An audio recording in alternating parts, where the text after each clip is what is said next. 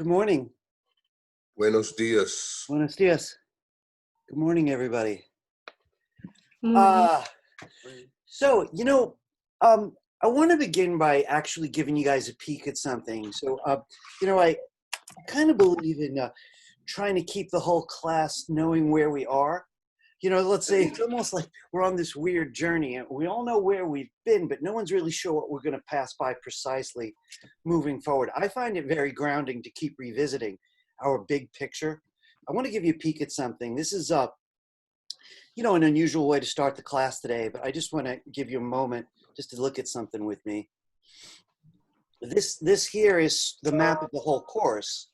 It's a 23 class course. Hang on a second here. Let me just zoom in a bit. So we get to what's important here. This is where we are today. We're right here, class 10, which is the midterm. So we've been through all of this. I just want to show you, today it's all about the midterm, right? So I'm going to switch to that. But I do want to say one thing in advance. Please, no one get nervous about the midterm. The only reason to get nervous about the midterm is if you didn't engage all the classes so far. But those of you who are here every day have certainly engaged it. Most of you out there in YouTube land have been on the same schedule as the rest of us, maybe later in the day. There's usually one or two people who think they're just going to coast, so they're not paying attention. They're not joining me, or they're just watching the YouTube videos without doing it. Those people will have something to worry about, but that's the same in any class. But if you've been putting a reasonable amount of effort, and everyone that I've gotten to know in this online experience of ours has put in reasonable effort, so it'll probably be more fun than scary. So I'm going to come back to that in a minute. But I just want to give you a peek at what happens after. We're going to do some sound together. And in my class, we focus on sound editing, which is the first thing we do that takes place in time. The first time-based thing. About the web compared to, say, audio, the web's got the strangest point of view of time. And one thing I love about it, the web is the most like the human brain because you don't think in order. You think in order when you have to, but usually we kind of flit around thoughts. You're thinking about your dinner plans and thinking about your laundry in the same breath. So there's really no connection. The web's like that because you could click the links, and they just hop around. There is no page 1, page 2, page 3. If there was, we'd call it synchronous, but the web is asynchronous. You could skip around your pages. They don't have a natural order other than the home page. But sound does have a natural order. That's going to be fun. Also, I've not taught sound yet, have I? I don't think I've taught it online yet. So I got to see how that's going to play out. It should be interesting. But I quite love it. That reminds me of something. I better take a note. Tomorrow, I want to ask everybody to prepare the program for next week, the software we're going to need. Let me just take a quick note, guys, because mental notes are not going to do it. All right, give me 1 second here. Audacity. So look, I don't want to make a big speech about it. The program's called Audacity, however, and it is free, Audacity. But tomorrow we'll talk about it a little bit more just so that people could be ready for next week. Okay, anyway. That's followed by video. Everybody loves video. We're going to focus on editing video, not shooting it. So I'll be supplying sound and I'll be supplying video parts. Then we go to animation, which we spend a little longer on. We have a lot of animation majors at school and it's just fun. I'll admit it's a little challenging, but I'll do my best. And then we've got a little bit of heavy programming, just a taste of it really. When I say heavy, not heavy for you. This is actually the easiest part of the class. It's more of a tour. And that's it. So, by the way, today I think we hit roughly 40% of the class, just about. So we're trucking. We're moving right through it. Hey, listen, does anybody have any questions just about going forward before we jump into today? Not just yet. Again, I'm going to be taking a peek at my chat. Good morning, Jeremy. He sends me a greeting, a chat every time. It's kind of sweet. Guys, let me just drop this. This is just so people could feel grounded. Let's get where we are. We're talking about the midterm today. So let me put this aside. And I want to get right to the handout as I like to do early in the class. So here I am at iraworks.com/BMCC. And I'm coming right down to class 10. Now, let me just make sure that I didn't forget anything. You know, it's what the top is for, really. Look here. So the midterm is going to continue tomorrow. So I got to tell you what to expect about the way this is going to work. Today, it's going to be a lot of introduction. Don't really think we're going to get a hell of a lot done toward the midterm today. Maybe, you know, we'll see how that goes. But by tomorrow, I will have already introduced it, right? And since this class is videoed, I'm not going to review as much as I would on the second day about how to take the midterm, right? So everybody here today is going to pay close attention. I'm hoping everybody out there who's selected to take this via video watches it in real time, at least today, within this next day. That would feel for the best. I want to spit one thing out, though. It is due until next Wednesday. So today I introduce it. Tomorrow is intended as a troubleshooting festival. So like if people get it off the ground today, tomorrow you could ask me your questions. If not, you could work during the class tomorrow. And I'm going to sort of hang around and answer questions and maybe demonstrate stuff. But by and large, you know, by the way, here's where it gets a little new. The way it worked in school, it's what I call an assisted lab. So I would sit there very quietly, and about every 10 minutes, I walk around the room, make sure everybody's okay. And someone says, you know, all my photos work except for this one. All right, that's a reasonable request. I'll sit with them and fix it. Or someone has a wish thing, you know, I really want to do this, but you didn't teach it. If it's a reasonable request, I'll show that one person. So that's the way I'm used to it, walking around during the midterm. This is a little different. So tomorrow will be a bit of an improvisation. We'll see how that goes. This class has been going really well by my count, so I'm feeling optimistic. Anyway, midterm introduced today, continued tomorrow, due the following Wednesday. The homeworks, you know, it looks to me that everybody did the homework. I didn't actually check them yet, to be honest with you. I'm going to do them en masse pretty soon. So I don't really have to say much about this. But in this remote class, this online class, if anyone missed a class, homework, even though it's so long ago, it was, you know, 6 classes ago, I'm still accepting them. And it was an easy one. So just check out the handout. All right. Again, I'm always listening for questions. You could always turn on your mic, shout it out. Don't have to raise your hand or anything. Okay.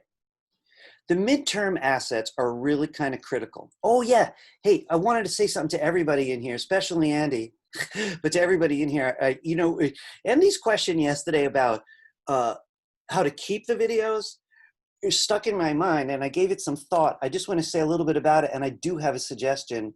You're going to email one to each and every student? Yeah, no. You know, truth of it is, if I had a little bit more strength, I figure out, like, so since Zoom lets me keep them on Zoom, that stands to reason that everyone who came here should have access to them, but I don't really know much about that just yet. And really, my hands are rather full.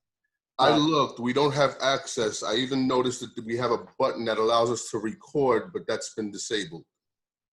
Oh, really? Yeah. Well, I'm gonna fix that. That's for sure. I'd rather let everybody record for themselves. That's a good point. You know, Andy, that's the simplest solution, really. But you know, sometimes people realize at the end of class that they wish they had a copy for themselves. But let me just tell you what I got on my mind. I want to re-enable that. Let me just take a note of that too. I didn't. You know what happened was, I don't know if you guys did it, but most people had to upgrade Zoom. And it must have rewritten my preferences because everyone was able to record before. Re-enable student recording.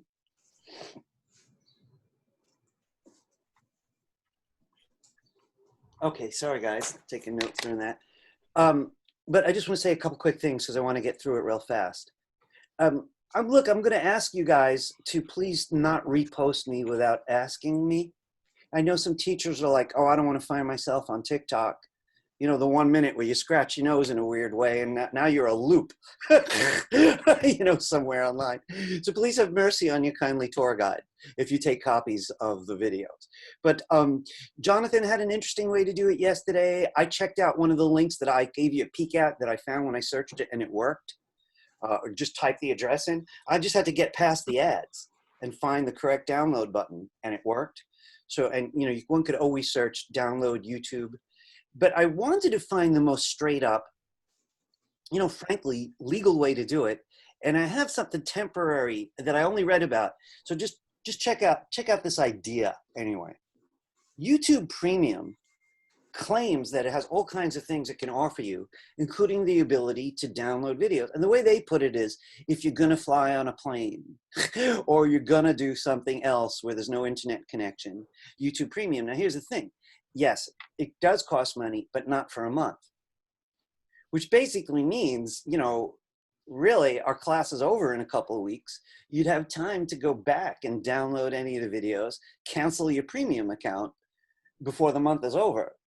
So I included a link here. Now guys, listen, just hear me out on this. I haven't tried it, right? I can't really endorse it. I find it a little strange because really not everyone wants their videos to be downloadable in any way, but that's the claim they made. So anyone who's interested, I included the link right here. You can get your month trial. The only thing that's on my mind, you know how when there's free month or free week, usually they want your credit card information anyway? And the idea is that it just kicks in, they start charging you at the end of the month. And frankly, a lot of businesses just hope you forget, cancel. You know, that happens to me on TV all the time, you know, these weird channels, Stars or whatever, con me into it because I want to watch one movie. But anyway, I'm going to stop talking about it. If you do have the need to download videos and you didn't like any of these other options, you might want to try the free 1 month YouTube Premium option. So I don't have any more to say it because I haven't tried it. But Andy, that was mostly for you, but for anyone else who might be interested. Thank you. You're welcome. And I really have to, you know, myself and all the professors, and I'm glad to be a multimedia guy. It's a little more natural for me.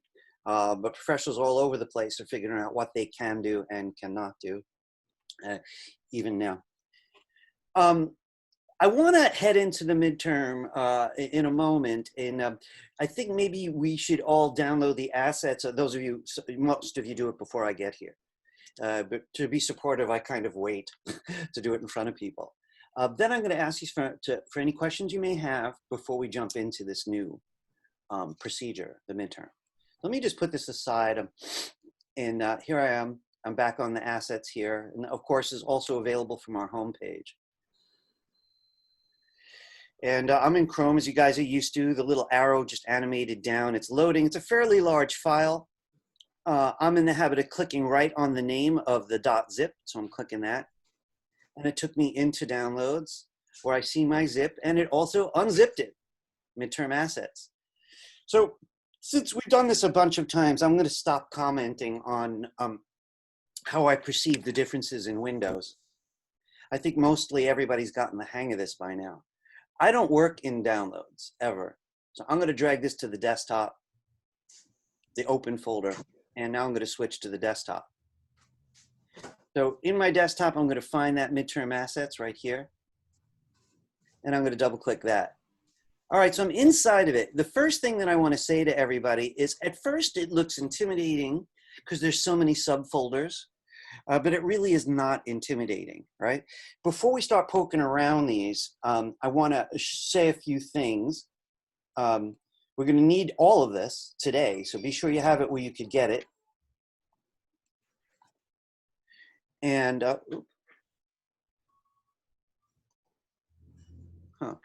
sorry, I always check to see if there's an emergency when my phone rings. Okay, let's start at the bottom before we start looking at assets, right? So this website is 4 pages.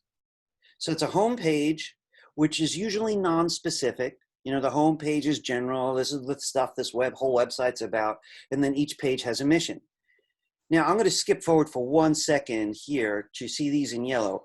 These are the pages that I'm asking for. So you will have them by these names. I'm going to ask you to not improvise on these names. Index, of course, right? The homepage is always index. There's one called History, Contemporary Artists, and this is the style sheet. By the way, about the style sheet, you can call it anything you want, you know, as long as it works. I'm just using midterm CSS as an example. So just to be grounded, 4 pages, 1 style sheet. Let me back up though. Let's start at the beginning. What is the subject? Well, I've been mentioning this since day one on and off, the history of graffiti. You know, every semester, I forget rather, to change this. This is not fair. This is about the entire experience of graffiti, not the history. Because you'll notice I have a page that's about its history. So I really got to change this. The subject is graffiti. Let's just put it that way. Here's the specifics. Well, you know what? Can we just stop for 1 second? I'm a little lecture heavy when I introduce the midterm, so be prepared. A little more talking today than we're used to. We usually like to work together. Let me just open this up for 1 second. All right, I'm hiding the handout for a minute. I just want to talk to you. So about graffiti. First off, I want to get something out of the way. Isn't it odd that a professor is doing a website about graffiti? Like I'm supposed to represent, you know, the expected status quo. Isn't graffiti for outlaws? Well, I want to say a little bit about that. Never graffiti private property. So I'm with Banksy on that one. So how many of you guys have heard of Banksy? You could emoji me, give me a thumbs up. A lot of you guys heard of Banksy. And if you haven't, don't feel bad. There's so many great people out in the world, you couldn't have heard of them all. Banksy is the most famous living graffiti artist on planet Earth. Banksy was probably trained as an artist. You know, the number of things he does is rarely possible for someone self-taught. Before I make any speeches about him, though, he's very political. And amongst the things he says are a couple things that I share, so bear with me. You know, if you're walking down the street and you're face to face with an ad, and that ad is selling, say, gas guzzling huge cars that are responsible polluting the planet all over the place, you're still stuck face to face with that ad, making you desire this device that should be outlawed by now. You know, because your grandchildren won't have a planet if we continue to pollute it, and yet we keep selling polluters. And we do it in these sexy ways. You know, the people in the car are the best looking, and they're driving through the Grand Canyon where you're not allowed to drive. And they got the funkiest music, and it's like, you know, oh, I want to go to that party. And you can't do a thing about it. That image is in your face. You can't do a thing about it. That's public space. And this person could do that and force you to look at it. You hear what I'm saying, right? So what? I can't put up artwork? That doesn't make sense to me. You know, now you can't sell cigarettes that way anymore, thank God. But my whole childhood, it was all these ads, cowboys, you know, on horseback smoking cigarettes. So like young men mostly were like, I want to be a cowboy. So anyway, yeah, I want public art. That's what I want. I don't want public advertising. I want public art. So listen, I say, I'm behind public art. And that means art that's in public places. I'm not behind the guy who graffitied my wall in front of my house. And if I catch him, well, never mind about that. This guy cannot make anything reasonable to look at. He just scrawls. He hates the people on the corner. He got bored of them, so he painted on my wall. That's not anything. So anyway, coming back to it, if you're going to make things beautiful publicly, I'm cool with it. You know, you're going to scrawl your name on something. I'm a little less cool with it. So bear with me for a second, all right? I promise I'll try to keep this short, but this is part of school. Communication design really includes what you're communicating, and that's what I want to talk about for a couple of minutes. If you want to make the world more beautiful, please do.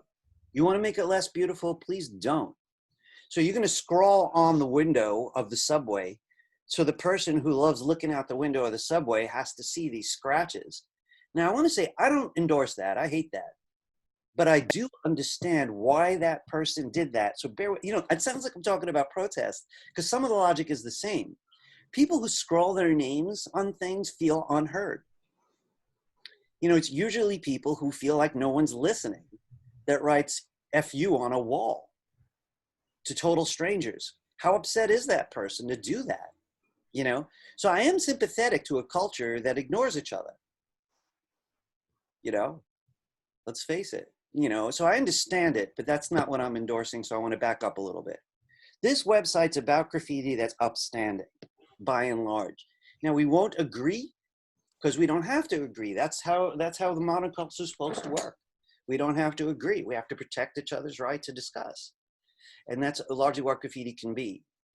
So again, just repeating, where it goes is a big part of it. All right, I know people are anxious to hear more about the midterm, and I'm going to say more that's colorful about the subject, but as we're going over the actual midterm. So let me continue. You know, before we actually look at my recommended strategy, I want to skip down to here. So I did mention these are your 4 pages. A quick word for people who are overambitious. That's the wrong word. Super ambitious. Can you add pages? Well, yeah. I would rather you be sure you really like the requirements before you expand, you know, because I don't want it to backfire on you. But if you want to add a page, because maybe you love graffiti and you know something that I don't, you want to make a whole page about it, by all means, you could make it larger, but you can't make it smaller. All right, I want to move forward a bit. I need at least 1 to 2 photos on every page. But let's be clear, more photos is always better on the internet. You know, you're disappointed when you go to a website and all you see is text, wall-to-wall text. You know, no one really wants that, right? So we need at least 1 photo more. And let's face it, this is an art subject. People want to look at graffiti while they're learning. So I would consider putting more than that.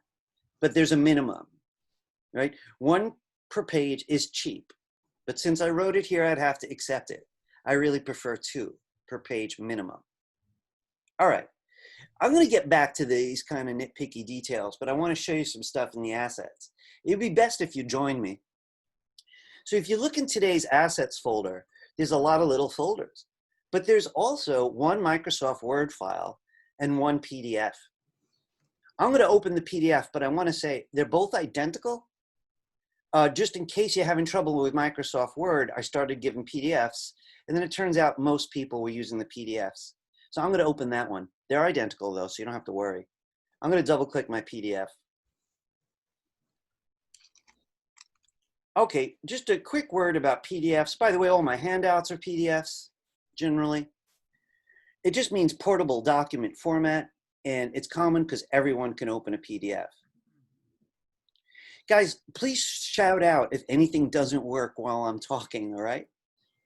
I'd like you to notice the way this is laid out. In yellow, it says index.html, but if you keep scrolling, you'll see in yellow it says history.html, contemporary now.html. It's a long one. And last but not least, artists.html. Now let's start at the top. Index.html, this is the text that you're going to copy and paste and actually use on your website. So here's rule number 1. 0 lorem ipsum. Right? We've outgrown it. Lorem ipsum was there to learn, and now we're ready for real text. The thing is, even after you copy and paste this, you're going to have to refer to this to find out what's a headline, and to make the paragraphs accurate. There's going to need to be a P tag before this word, graffiti, and there's going to need to be a closing P after empire. So this one little bit is 1, 2, 3, 4 paragraphs, and then another headline. I want to say a quick word about multiple headlines on the same page. This page is the home page. So it's safe to bet that this headline is rather accurate about graffiti. But a few paragraphs down, the same page says the evolution of graffiti. So it's saying that graffiti has changed. Should this be the same size headline? Now that's a rhetorical question because there's not an exact correct answer. So I just want you to hear me out for 1 minute. One way to look at it is this. The first headline represents the whole page. It's the most important, so it would be H1. It's not because it comes first, just because it's the most important. But it'll happen to be the biggest if you make it an H1. when you go down the page, the evolution of graffiti, is there another headline? Let's look at history for a minute. History's got the first headline, obviously, history of graffiti, but then it says in ancient Egypt and then in ancient Athens, or what we think of as Greece right now, right? Should these be the same? Well, yeah, I would definitely say these two should have the same headline because they're precisely equal importance, right? Neither country is more important. So how I would do this is I'd make this an H1. It's the primary point of the page, biggest headline. And then I'd make both of these H2s. I want to repeat something. This definitely is not H3. H3 does not mean third headline. It means third level of importance. I almost never use it. You know, headline, animals, little headline, pets, bunch of paragraphs, little headline, farm animals, little headline, wild animals. But the first one was just animals, H1. The others could all be H2. I want to say one last thing about this boring subject. You can make them all the same. There's nothing wrong with that. They could all be the same size. But if you want to go that extra mile, this is the way web designers think. You know, when Google searches, Professor. it's going to add extra weight to H1s, assuming Professor. the whole page is about that. Yes, Faik. Hi, good Hi. morning. Good morning. Actually, I have one question. For example, if like, I mean, on the screen, I'm watching like an ancient Egypt, right? Uh-huh. So if we want to, can we add a line underneath it? Yeah, sure. I mean, I haven't taught you how to add lines, but you know, I could squeeze that in. Tomorrow would be a better day. But to give you a head start, though, the tag is HR. Oh, So you could go to W3 Schools if you want to learn more about it and look up HR. It's a pretty easy tag to use. It's a, you know, it takes more effort to color it or style it, but to just So- make a horizontal line is pretty easy. but if we will add that tag, so we will also add the closing tag, and then we will add these words in that tag, right? You know, to tell you the truth, I just want to say I don't use horizontal lines much, even though they are a great design element. I don't know why I got into other habits. But as I recall, it doesn't have a closing tag because it doesn't wrap around anything. HR is just a line. So I don't think it has closing tags. But the, you know, about putting the text, you know, it's just going to look like any other, or as long as you organize this data in this order. But I do want to say something that Faik made me think of. Do you have to include all the text? Well, I would like you to.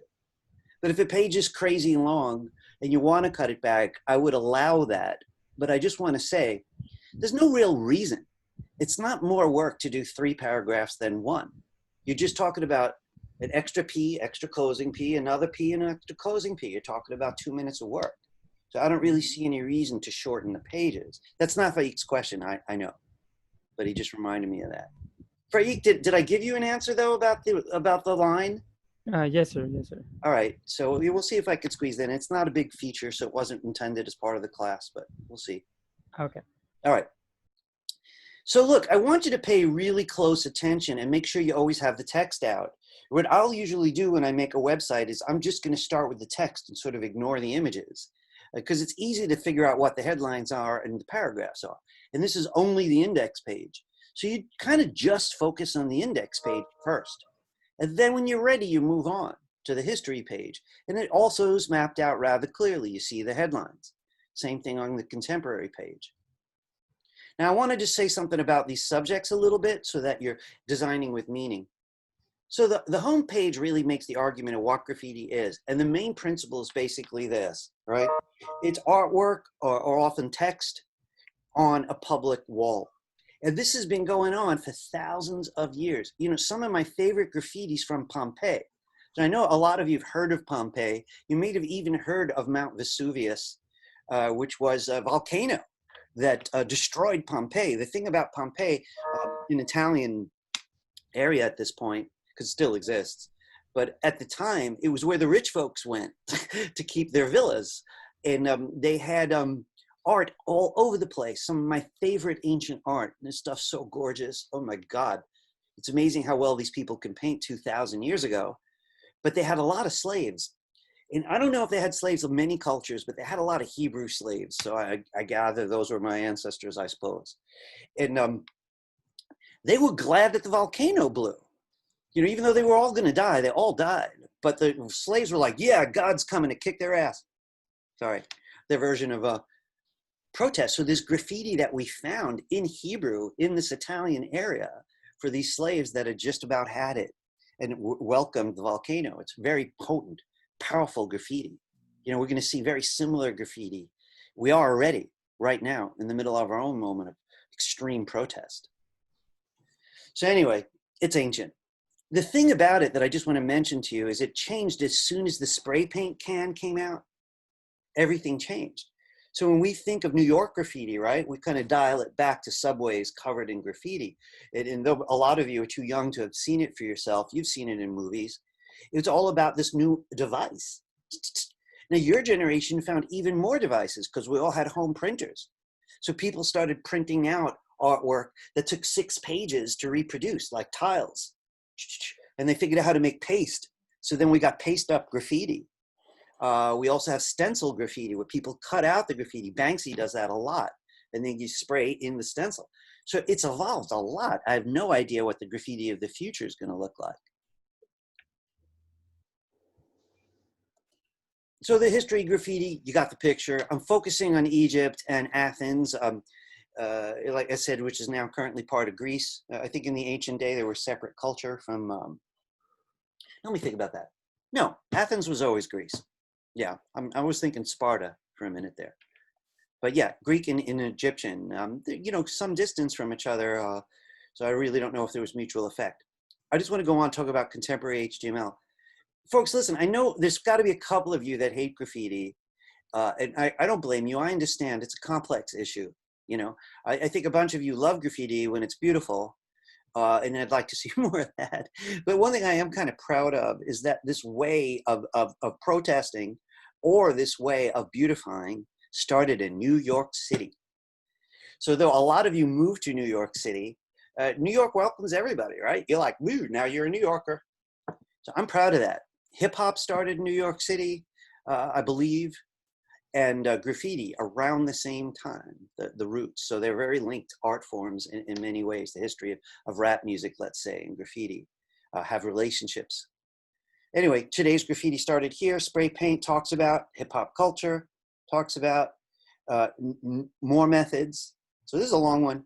Tagging, you know, when someone tags something with their name or just their name. And if that's beautiful, that's all right. In my opinion, you know, we can't agree on this. I'm not asking you to run out and break the law. I'm just talking about it. I want to say a little bit about artists. Guys, I really have to say something to you. And you guys have been very generous in letting me mix context in with our subject. Some students believe that school should all be about the steps. They're just wrong. The history of universities are thousands of years old. Naropa University in India was probably the oldest. It's as old as the Buddha. You know, I think that's about 3,000 years ago. There have been universities ever since, and it's always included context.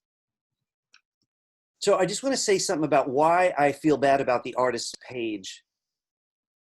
So like, look, we know that history is written by the ruling class, you know, and that basically means that they leave out important people if they weren't part of the ruling class. They weren't rich enough, they weren't the right color, they weren't the right religion, something like that. You know, caste system in India, you were a low caste. So when you look up the history of graffiti, guys, forgive me for having a white liberal moment. I'm tired of hearing myself, really, but that's who I am. I can't help myself. The history of graffiti is white, if you looked it up. But it's anything but that in reality. I was a child when New York graffiti was born. And it was really African American and Hispanic, 90%. So those of you who are Pacific Island or Asian or Jewish or Muslim or whatever, I'm not saying these other groups weren't represented, but we were the minority. The majority was African American and Hispanic. So you look it up though, it's like, where are they? Here's the other part that bothers me even more. So forgive me if I'm prioritizing my liberalness. Where are the women? So like right now, some of the most powerful graffiti artists on planet Earth are women. And one of the things that's even more like, you know, important as far as I'm concerned is they're women in the Muslim world. Yeah. So again, listen, man, I'm a big fan of world religion, and I know, your generation may have more doubts about it than I do. But I've been studying world religion my whole life. What's best about it? So I have a few Muslim writers that I adore that I've learned from my entire life, and I'm a little pissed off when I see limitations in certain cultures where women are not allowed to learn to read, or write, or drive a car. And I admit I have problems with that. I'm just going to be blunt. When any group is limited in any way, and you're talking about half the world, these women in Muslim countries who are sneaking out in the middle of the night and making huge political graffiti are heroes. And if they get caught, they might get killed in some of these countries. So damn, talk about nervy activism made through art. Problem is I couldn't get any information on them, and I don't have time to rebuild this. So here's a small invitation. If you're really good at this already, right, and you're more interested now in content, you're like, I could whip this out in a day, Ira, If you're in that mood, you're a woman, or, you're from some culture, or you're just interested in this type of thing. I had a Nigerian student who wanted to share the graffiti from his country, so he added a Nigeria page. So if you wanted to add a page on any group you want to research and find those photos and text for yourself, go right ahead. Don't feel like it's required, but go right ahead. I'm surely going to notice, because that's cool. You're really taking these lessons to the obvious conclusion. Questions, comments? This is going to be fun. I'm glad.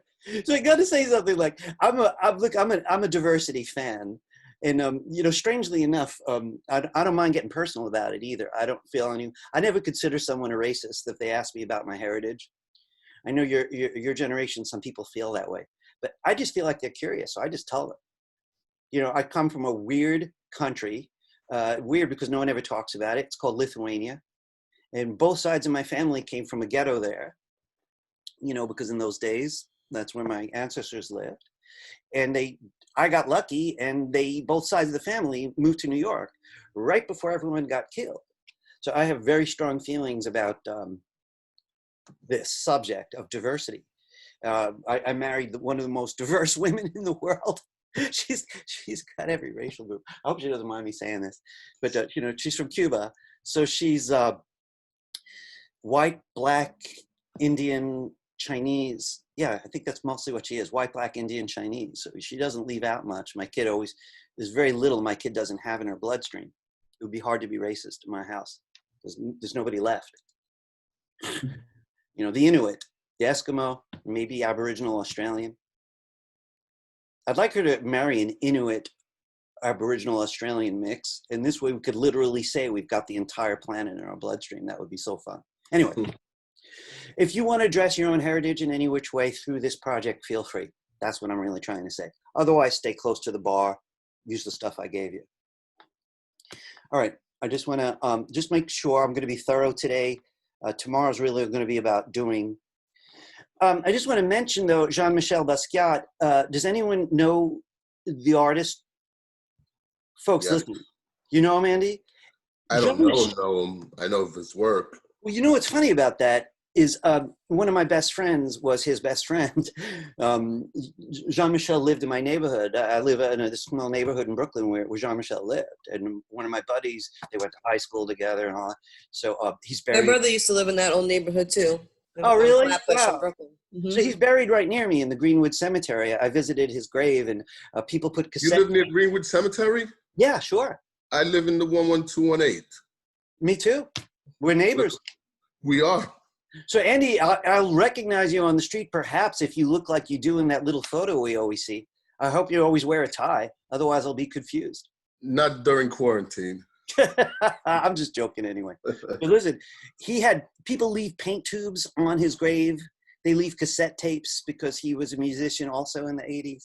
It's ironic how he and Keith Haring, as well as Andy, they all moved to the same area in the village together to promote their art. Andy Warhol, you mean, when you say Andy? Yeah, Andy Warhol. Did I just say Andy? I'm sorry. Yeah, that's okay. First name basis. Listen, I just want to say something quick to everybody about this because I know you're anxious to get to the subject. Quick word about Jean-Michel. So he's an African-American, he was an African-American guy. And the art world, it has been one of those hard places to break in. You know, it's interesting how well African-Americans are represented in most of the arts, in music and in dance and all of that, but not in painting, which has always been odd. Like any large group that can make that much art has got to have killer painters. Jean-Michel was the first super famous African-American painter that I could think of. And he was great. I'm not sure you'd all agree. Anyway, if you want to see a great movie, which is probably streaming somewhere online, look up Basquiat, because it was made by a buddy of his who was the most famous painter in the world at that time, who became a filmmaker. And it's fun and it's interesting and he was colorful and it's about New York in the 80s. Basquiat, great, great movie. I'm going to move on. I just need to say a little bit more again. I don't feel like teaching design without context makes any sense. Keith Haring, Andy mentioned, the other hugest name out of graffiti. Keith Haring was a gay man. And, you know, unfortunately, the two of them died very, very young. I mean, I think they were still in their 20s. I'm pretty sure, both in their 20s. Jean-Michel died of a drug addiction, which was, you know, really sad. I mean, he and his friends, including the guy that I know, a friend of his, they're kind of wild men. And also, when he got famous, he kept promising paintings to people and stuff. And legend has it, he would take these drugs that would like keep him alert and let him work around the clock, and you know, died that sad death. And I think he would have been great without them. I really wish he'd gotten the help he needed. Keith Haring got AIDS, and you know, this was during that epidemic, and he bravely. You've all seen Keith Haring, guys. Give me a second. I'm sharing here. So I'm going to do this a couple times today. I'm going to ask people to be patient who prefer the technology, but I just want you to get a peek at this. First, very quickly. You know, Basquiat was sort of sold to people as this untrained street artist dude, but he didn't go to art school, but he went to museums his whole life. His family was very cultured. So he knew every painter and he was able to talk about painting. You know, the guy was like really educated. He was just largely self-educated. But if you look at his work, you know, they're not really all that traditional. It's not about learning to draw the human figure. He had Caribbean roots. So, you know, one could argue that he had sort of like a voodoo-esque kind of quality to a lot of the work. He'd often write things he hated, so he got to cross them out, which I think is really interesting. You have to see these in person to see how powerful they are. But they really kind of grab you by the shoulders and shake you. So this is after his graffiti period when he was adopted by the art world. And, you know, I've seen a lot of his work in person. I think he's kind of wonderful. I want to show you Haring. You've all seen Haring. Everybody's seen Haring. You can't avoid Haring, but you might not know the name. Are these looking familiar to everybody? Yeah. So I went to school with Keith Haring. And unfortunately, I didn't get to know him. But his graffiti was everywhere. You couldn't escape. In those years, the graffiti in general was everywhere. But he would draw these little guys straight out the school building, right onto the sidewalk, all the way to the subway, down the steps, and onto the train platform before he was famous. In Harlem, there's a handball court that's actually been preserved, and every year they'll refresh it just to keep the original work alive. That makes me so happy because right along the West Side Highway. I love going by there. He has a lot of murals because, you know, when he got famous, he got huge really fast. Yeah. And then, you know, he was a gay activist by that point, mostly to try to save lives. So there's a lot of stuff from the Gay Men's Health Club. He painted murals for them. The majority of stuff was done with chalk in the train stations. And a lot of that work we'll never get to see. That's true. But once he got popular, he used real medium, and he also painted on people. So there's really interesting videos of that stuff. I just want to say a quick word. They're modern hieroglyphics. You know, he's got a very simple system, as you can see. And they're very flat. It's a very 2D kind of artwork that he made. But they were bold and easy to read and easy to remember, and sometimes, you know, enigmatic. And I'm really very pleased at his fame, and I wish that he'd been cured of that brutal disease. And I'll be gonna, you know, that was our last epidemic, our last huge epidemic. All right. Anyway, I want to get back folks. Those were two guys. So I got to represent some minorities. I don't have a single woman listed here, and it's driving me crazy. At the time I gathered this, I couldn't find anything of value. Things have changed, though, so I should update this. I bet you there's more information. I had an expert on the subject in this class only a short time ago, and I really should have taken notes. Okay, everyone's clear where you're getting the text from? Yes. All right, I want to show you something about the images, right? Because they're going to take some organizing. First, let's get to know them a little bit. If you look in your today's assets folder, you'll notice that 4 of the folders end in the word download, right? So one of them says index img downloads. I'm going to open that folder. Now, on my Mac, I'm used to clicking something once and then hitting the space bar to preview. And what I like about doing that is once I do that, click it once, hit the space bar, I can use my down arrow, hang on a second there. All right, it's just down here, to scroll through the imagery. So I'm just in that index page image folder now. I want to say a little bit. This is a Banksy. And it's interesting how we know that since he's anonymous. I don't really know off the top of my head what river this is, but it seems pretty clear that he's talking about pollution here. So if you're in a boat and you're going by this dirty river, you know that death is also boating there if we don't clean it. And I think he's brilliant. This is an amazing, I don't know if you guys can make this out. I wish I had a bigger version. This is really tiny. You know, a student of mine knew who did this. I think it's in Egypt, but I'm not sure. I don't know if they did it legally or not. If this was done illegally, this had to be very dangerous. So I'm pretty sure it was a legal mural. But there she is, you know, with her face covered still. You got to look at me. Don't ignore me. This is, believe it or not, Egyptian graffiti, which of course had to be carved. It just means it wasn't sanctioned by anybody. Someone had to sneak out there. And since I don't really know how to read Egyptian graffiti, I don't really know what their point was. I could see that that's a jackal. You know, this is in Berlin, which is in Germany, as most of you probably know. New York City has had a bridge to Berlin for decades for some reason. Our underworld, our art-driven underworld, has often been connected to Berlin's. So this looks like New York City, but it isn't. This is extra wide for anyone who gets brave and wants to try something like that as maybe a header on top of a web page or something like that. It's really quite the image, but it is super duper large. Anyway, I'm not going to go over through every one. This graffiti was everywhere when I was a child, even though it started in World War II, which is well before I was born. So I don't really know much about why Kilroy got that popular. But it was definitely a World War II thing. I'm sure there are interesting stories behind it. Kilroy was popular because the graffiti was there it was there. They say he was there before anybody and he was always the last one out. In a battle, you mean? Yeah. Yeah. Oh, interesting. Wow. So it's funny that people kept drawing Kilroy who didn't even know that. It sort of faded out. I haven't seen a Kilroy in a long time, but he was like 50 years of Kilroy graffiti. So guys, listen, here's the way this is going to work. I want to be more specific now. Please don't start yet because you're really not ready to start. We're going to make a specific kind of folder. We're going to put an images folder in there. Now, your folder, look, you know what? I want to do this now. All right, why doesn't everybody join me on this? I want to get back to the handout. I'm just going to skip forward a little bit.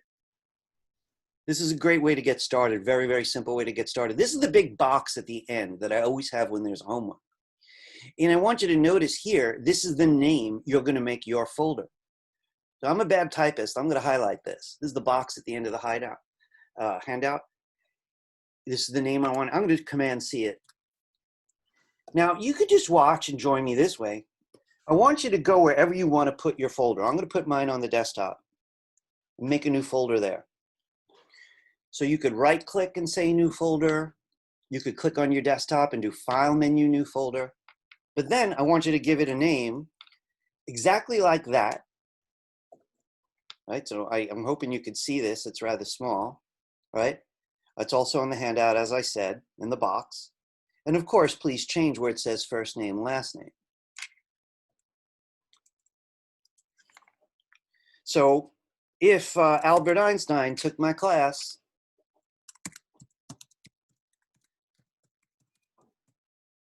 that would be the folder. I'm going to only accept folders with that name.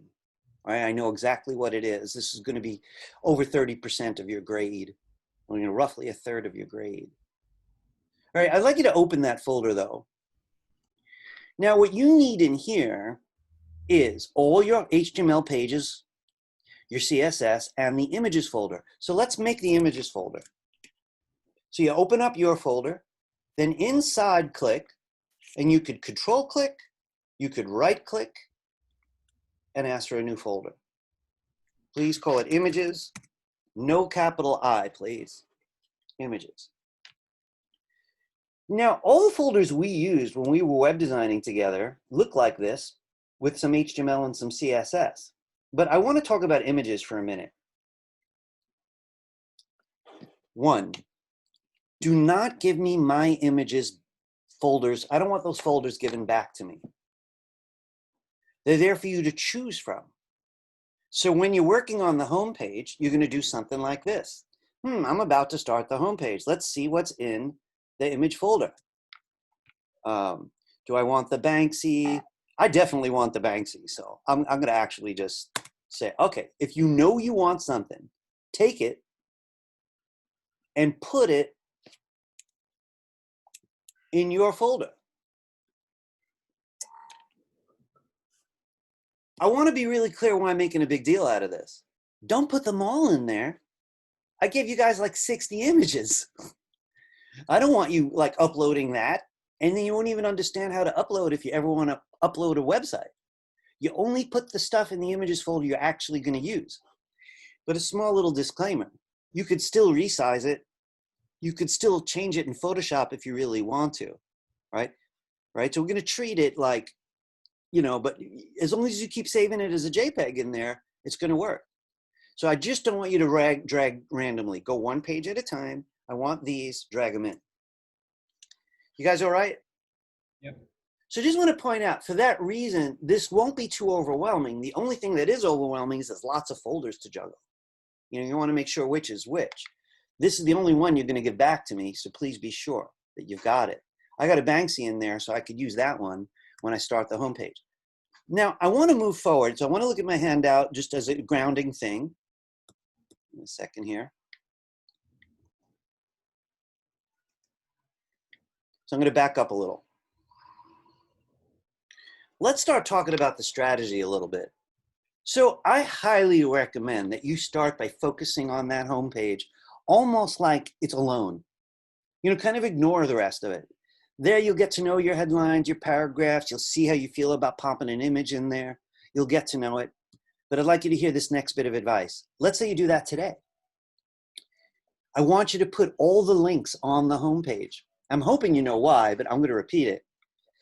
That means there's going to be a link to the history page, contemporary artists, and itself, right? We always made home links also when we did this together. If you put the 4 links on your index page and build a nice looking index page, the other 3 pages are going to be pretty darn easy because you're going to be able to borrow whatever you want from the homepage, including the links. So even when you do just one page, get all the links on because you know exactly what they are. Your clients already listed them. That's me. So I recommend starting with that. So you can design your index page thoroughly, include the real content, the real words, of course, the navigation. So I mean, all 4 links, got to be 4 links, right? And then you want to start thinking about your style sheet, right? And style that one page. If you get it styled and it looks good and it's working, you'll be pretty darn confident you're going to race through the other 3 pages. So one could just copy that page over and over again, change the name, and then start editing it. Or you could copy and paste like we did in class to help with the following pages. Just make sure each page has its own content, meaning its own text and its own photos. And I'm going to help you get started. Now listen, even when we were in school, I let people use any textbook. Well, I got to take this out because we stopped using the textbook. I didn't see that. We don't need it. You could use any of my handouts. You could use your own folders from other days. Most of you have kept them, right? You could go to W3 schools, right? So you're allowed to use any kind of source material for this. So we talked about the photos. We talked about the links. I want to get to this. I want to tell you how I would set myself up before I did this. I would open up a tab and I'd go to the color picker and leave it out. I'd probably open another tab and open up these web safe fonts and leave it out. When you're ready to make those decisions, and let's be clear, they're both for your style sheet, right? You know, you'll have your colors, you'll have your fonts. This is the way I'll often work. I'll have these things out or something similar. Okay, guys, I know I'm saying a lot, and I think a lot of you are, or maybe half of you are feeling confident already. The other half are, you know, feeling their way. I want to show you the next thing on the handout, and just get all this out of the way today. So the next thing on the handout is something I'd like to highly recommend. So let's be thorough. So about your image tag. Yesterday, we really ramped it up, right? We chose to not style IMG on the style sheet. Instead, hey, wait a second. This is not the updated handout. I changed this stuff. All right. Anyway, it's just as good, so I'm not too worried. Yesterday, we called this class Righty. I want to repeat, it really doesn't matter what I wrote in the quotes, right? If it's called this, the style sheet just calls it the same thing, right? We called one righty, one lefty. I used to have a long-winded name for it. But here's a little reminder of how you'd write that HTML for an image.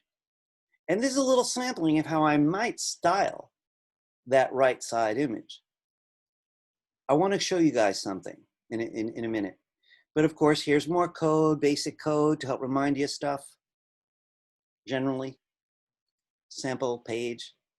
Here's a little sample style sheet with some fancy stuff for the actual body tag, stuff we all did, but these are just reminders. Things for a headline. This one I chose to give it a background color. I don't always do that. This is where I changed it. I didn't change it on the other part. Righty. All right, this is an example of a right side style for your images. So if it says righty and you want one of your images to move to the right following these instructions, just make sure that that image has it mentioned. I want to show you something back in the folders. Can everybody join me back at your folder? Professor, Yes. actually, I have one question. Can we make the width and height both as auto? Could you say that again? Can we make width and height both in auto? Guys, can you help me? mean- I apologize. I don't understand what you're saying. You see on you can see on the screen, it's line number 27 on the Oh, right. okay. There, and on 29 it says height auto, right? Yes. And above that you will see the width. So can we make the width auto too? It's the one thing I'm not hearing is the vert. It sounds, can I make the vert auto? What is the vert? Width. No, he's The saying what? the The max word? height. Yeah. The word? Yeah. Max width has to be set to 100%. Yeah, he's saying that can you make that auto? No. Yeah. Good question. I want to tell you why. That's an excellent question, Faik. You know, I apologize. You know, I've been to places where people don't understand my own accent. I have the worst ear for it. I really do. My family's so good because they're all multilingual, but I'm not. So my ears are really limited. Anyway, max width is ultra important, and it makes sure your image can scale down for phones and things, but that it doesn't get ever too big for big screens. Because if it just kept going on auto, and someone was on a huge screen, your image would get so big it would be blurry and look like a mistake. So we never let images scale bigger than they were in Photoshop. So max width means 100% of my original. So you really should never raise this number, and you shouldn't write auto. The reason height has auto is it means automatically follow what the width leads to make sure that it keeps the general proportion. That's a very good question, and the answer would definitely be no. These two lines should be written like this. Does that help, Faik? Yeah, yeah, Professor. Thank you so Excellent. much. Good question. All right, guys, I want you all to join me back in the folders, and I want to just mention something about the basic HTML sample. So these here are just images, so don't be confused by just the quantity of it. You know, you're going to just start with the index, get that page off the ground, drag your images into your images folder, close it up and forget about it. When you're ready, you'll open up the other ones. So what is this? I want you to open this one up. I want to show you something, and you could decide whether you want to use this at all. I got a very minimal, ultra minimal homepage and an ultra minimal style sheet. Now, if you like the idea of starting with a little bit of a head start, this is what you have to do to use it. Please trust me on this. Do not start editing them if they're still in midterm assets. If you want to use them at all, you have to drag them both into your folder, not into images, into your root. Now I'm going to put this aside because that's everything that I've got in basic images. I don't want you to drag this. This is just to show you that it'll work. So I want to show you what I mean by that. Guys, can everybody pay close attention? This is going to be a little confusing. These two pages are inside basic HTML sample. And it has its own images folder just to show you that it works. And what I mean by that is this. That image works. You recognize it probably because it's in here. But I'm going to close this up. And I'm going to drag the copy I made from my real midterm homework folder. In this one, it's showing up as a missing image. Can anyone already tell why? If you would, just turn on your mic and tell everybody. Why is it a missing image when I drag it from this folder? Oh, because you're changing the path and it can't find the image anymore? That's right. Because this folder, this is looking at an images. It's saying, go to my root, look in images. And that image isn't in there. It's a different image. So that's not a problem as long as you're clear on it. I want to ask you guys something. Take a peek and see if this interests you. I dragged them over as though I already made the decision to keep it. I got to get these both open in Sublime to show you what's going on here. And then we're going to clean up our process a bit. You know, I'm going to simplify. Here's Sublime. This is the index page. This is the style sheet, just like we used to do in class. This is the path, as Jonathan called it, my desktop.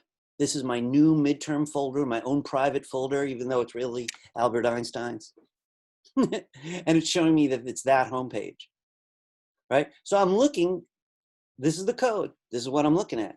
I want to show you something. Look at line 12. So let me stop for a minute. This is if you'd like a head start. If this little bit of code looks comforting to you, drag it into your folder like I did, right? Open it up, drag the style sheet too and open it up, right? Drag the index page from your folder into the browser, make sure that it's the same one, and you could start making changes like this one, Banksy JPEG. Banksy JPEG. I'm going to save it and I'm going to refresh. So before I get any busier than this, I just want to point out what the idea is. Look, guys, I didn't give you a lot on this sample HTML, so I really believe you could all do this yourself, right? But I'm going to go over what there is there and invite you to use it if you would like to. So the way I rigged it up is this. You got your HTML on top, you got your HTML on bottom. No surprise there. You got your head section, right? And of course, there's the title. Our solar system? No way. Is there two Fs? Yeah, I think it's spelled like that, graffiti, right? So I would save it. I'd get busy. I'd go one step at a time, right? Graffiti, right? But I want to point out something more interesting than that. Here's the link to the style sheet. So if you change the name of your style sheet, then you're going to have to change it here. My style sheet is really just called that goofy name, stylesheet.css. So mine's working. But I do want to point out, I got 2 links. This one's probably going to stay the same because it's always the same. This is just dummy, right? You could take it out and do the 4 links. I want to repeat to you that one thing I would definitely do, probably today or at latest tomorrow, is I would make those links represent these pages. The index one's already there. So I'd have to make one for history, contemporary, and one for artists. I got one image there, which I'd probably move somewhere else, but then I'm going to get the text. Is everybody okay so far? I hope I'm not overwhelming you. Sure, you could tell, basically, you got a very clean folder. And if you brought the index in and the CSS in to your folder, you could then open the code. I keep repeating that because some of you won't do it. You're going to open it from my folder, and then you can open a different one in the browser, and your edits won't show up, right? So you're going to move files around. You move them before you get started, not after. I want to say something about the text, just to show you that this is not all that mystifying. Watch this. I'm on my index page back here, right? I want to show you something. This is the text we opened earlier. Sorry. I'm going to back up here, zoom out, that is. Let's see if Command minus works. Nice. Just to make sure I could see all the text for the home page, and I can. I'm going to highlight all of that text. Oops. Am I in the wrong tool? No, there we go. Oh, this is weird. Or is this not letting me highlight today? This is going to be a big problem. Give me 1 second here. Hey guys, have any of you tried to highlight your text at home? It's working fine for me. Is it? Okay. You probably didn't download the PDF. Now you can do it. Now you can highlight. That was the PDF all along. But yeah, I guess I didn't click this tools link. Okay. Right. So the thing is here, I don't want these separate boxes. I want all this text at once. So this is not the link. The one. This has never happened before. So just give me a minute. Edit text and images. Edit PDF. The boxes are there because that's how it was originally done. That's no, I've been using this for years, Andy. Yeah. The exact same file for years.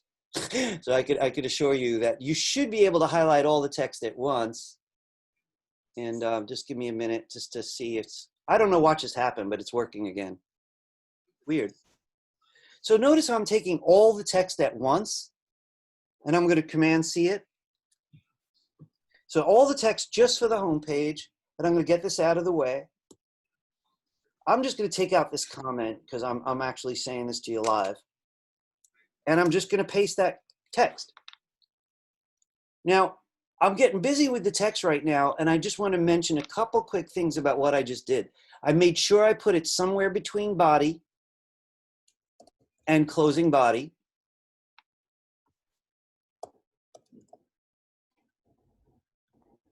Right?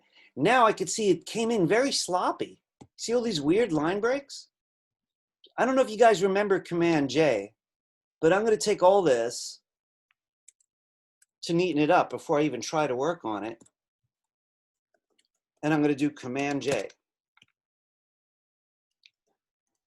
Now, I want to break this down into paragraphs, and I've got a little bit of advice. It's tedious. The code is easy, but it's tedious. So what I'm going to do is I'm going to start breaking it down visually before I put in the code. And all I mean by that is this. I'm going to make sure I can see my own code and the text itself, the original text file. About graffiti gets a line. Then the next paragraph says graffiti, and it ends on the word empire. You know, I got a bad eye. If I was going to look for it, oh, that one I found, I'm probably going to separate them with a line just so I could see what I'm doing and then go back and write the code. Those lines will not make it look like paragraphs, but it'll help me stay organized. It says in modern times. It ends with the word crime, that next paragraph. I want to tell you something. Since I have a bad eye for this type of thing, I use a search feature to help find the last word of a paragraph. Look what I'm going to do. I'm going to do Command F or Control F on Windows. I see the last word is crime of the next paragraph. So I just type crime. It finds it for me, and I make a space. All right, the next paragraph starts with graffiti, ends on the word activities. I'm gonna just come in here and I'm gonna type in activities. I used to do this by eye, but this made it a little easier for me. The next paragraph starts with controversies, and it ends with the word jurisdiction. So Command F, open this feature in Sublime.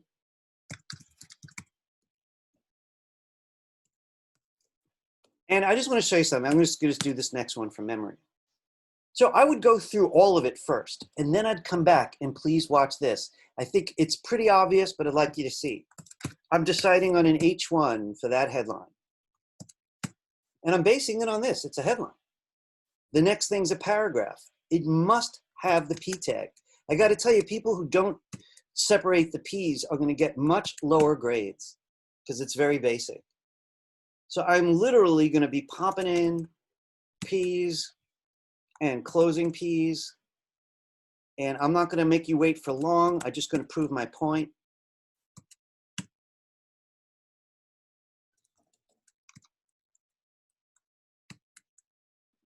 I'm making sure that I don't, this is another headline. I'm going to make any secondary headlines, I'm going to make them all have H2s on mine. And this is like not a bunch of paragraphs. I want to show what it'd look like if I didn't bother with that code. So I'm going to save it. Remember, I'm working on this one. The one I dragged into my folder, which is represented here. I'm going to refresh this. Now, the image is in a bad place and it's too big. Let's just ignore it for a bit. Look at that. There's my headline. There's my first paragraphs. There's the second headline. This was not formatted, so it looks bad. Don't be lazy with the P tag. Does anybody have a question that you could phrase just yet? You know, So, I could have left the image out, by the way, and just done the text first. so I had a question. Yes, please, Omar. So it's like we are copying your information, or are we just putting ours? You are copying the text that your client delivered. The web designer is rarely the writer. So to learn how to web design means to learn how to use. Whatever you gave us, you just put it and try to make it nicer. Yes, you're going to turn it into a website. This is what a client would do. Omar, let's say you wind up getting awesome at this, and you meet someone there. They need a website. They're willing to pay you $1,000 for a 4-page website. Luckily for you, they could write. So they're going to tell you what the 4 pages are going to say. They have photos, it's their products or whatever. So they send you a folder of the photos. That's how it works. You take all of that and you make a website out of it. Yeah, if you were at a big agency, you talk to the writers and you talk to the photographers if you were in a really big agency. But when it's, mom and pop businesses, we just get that content to whoever we can. By the way, just a quick aside, any of you who can write, if you happen to be good at that, it's going to make it easier to run a tiny business alone. You do little businesses. They can't write, but you can. So you ask the right questions. And I've done this a bunch of times about things I knew nothing about. I worked, one of my first websites was for a button company. I never even thought about there being a button company. It was for fashion. I had to ask a lot of questions and then write a whole website about a button company. I sure wish I made the buttons look like buttons. That would have been so cool. I didn't think of it until after. But anyway, fair question, Omar. So yes, this is not my stuff. This is text delivered. It came from Wikipedia. All right.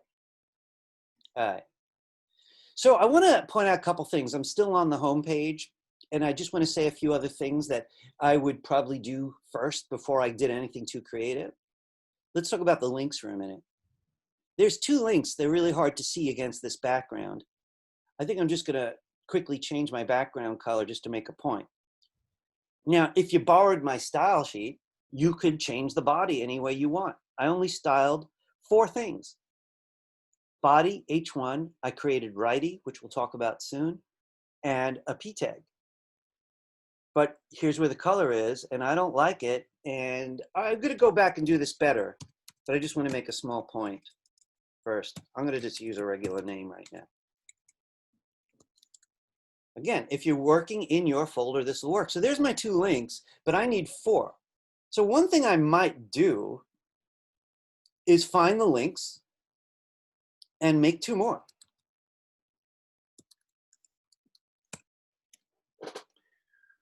But how do I actually finish them? Just look at the handout. All right, I got index. Next one is history, contemporary, artists. Those are the pages. History, contemporary, artists. Then I'm going to say something so that people could see it. You know, I am literally just going to write history. I'm going to keep it simple. I'm going to write contemporary or artist or now. I'm just going to stick with it. Contemporary and artists. I'm going to save it just so I can show you. I'm being fairly methodical. I'm just thinking through each thing. There's the links, right? Once I start building the pages, these links are going to work. So you could bet I'm going to steal those 4 lines and put them on every page. Right now, I'm close to having an actual website. So I want to say a little bit about the image. Anybody have any questions about the links before I move forward? Now, you might remember in class, we did it this way. We imagined what pages we were going to make, and we made the links, and then we built the pages. This is exactly how we did it as a group. Thing is, I want to say an odd thing about that huge image. For one, it's too big for me to place on the left or right. So there's no use in me even talking about the code for that with an image this size, right? If I wanted to make it smaller, we're going to do it a little bit differently than we did yesterday. Yesterday, I had an original images folder to separate all the original images. This time, I just have this images folder. So I want to show you what I'm going to do. I'm going to open up Banksy JPEG right in Photoshop now. So here I am. I'm going to Photoshop. Oh, look, this is from yesterday. I never closed Photoshop since yesterday. All right, so I'm going to do File Menu, Open. Find my way to my new folder. I left it on the desktop. Here it is, my midterm folder, my own personal private midterm folder. It's got its own images folder. There's Banksy. Remember, I'm in Photoshop. I just want to size this. I got my rulers turned on. I could see this is 1,000 pixels wide. Many websites are 1,000 pixels wide. That's why this thing's so big. But if I wanted to crop it, I'm going to lean on the crop tool right now. I'm not going to use image size. This is from yesterday and the day before. Got the crop tool. I'm checking that the menu set to width, height by resolution. And I have numbers from yesterday. I could use those, or I could experiment with others. But I want to show you what 400 by 400 looks like, so I'm going to stick with it. 400 pixels, 72. Remember, I could still move this, just come in closer if I want to. I could still press inside and drag around if I want to. Make those decisions. And now I'm going to hit return. Now, believe it or not, because I don't have layers, this is still a JPEG. And if I'm not going to add layers at all, if that's all I'm going to do, all I have to do is save it. Watch this. I'm going to do File Menu Save. This is so easy, you're going to love it. So I save it. Didn't open any window or anything because it knows the folder it's in, and it's still a JPEG. I want to show you something, 2 things.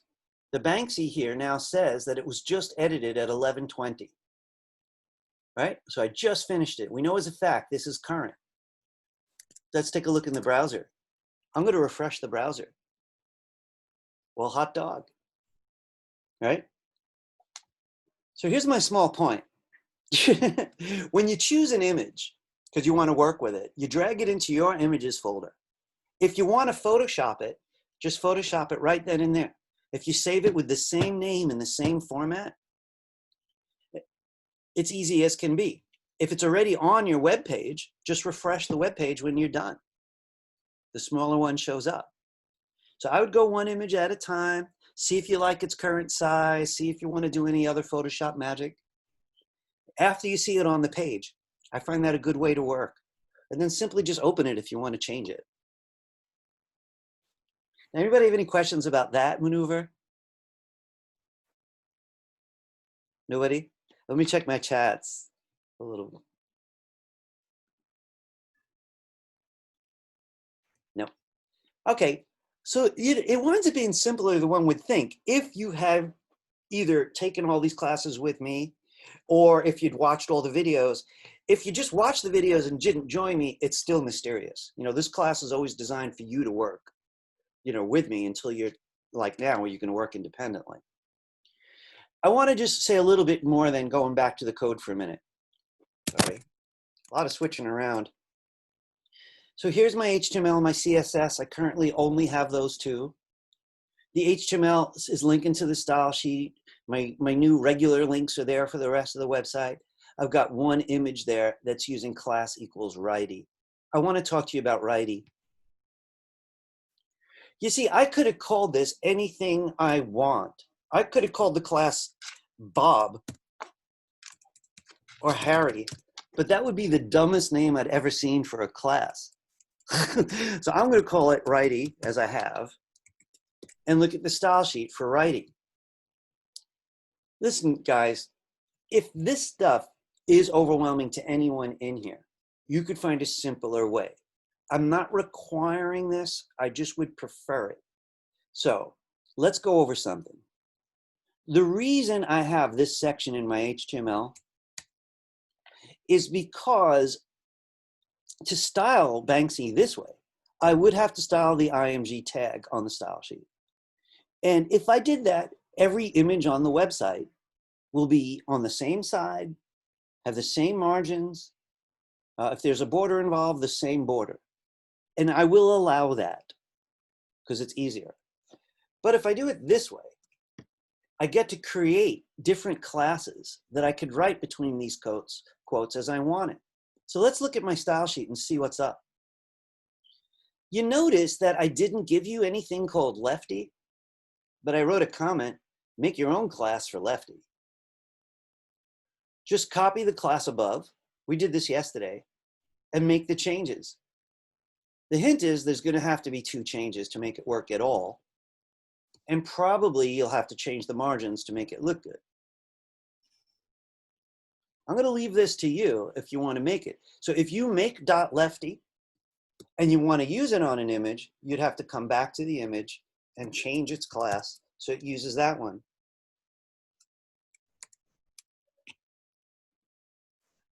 I'm expecting there may be more questions tomorrow once it's off the ground.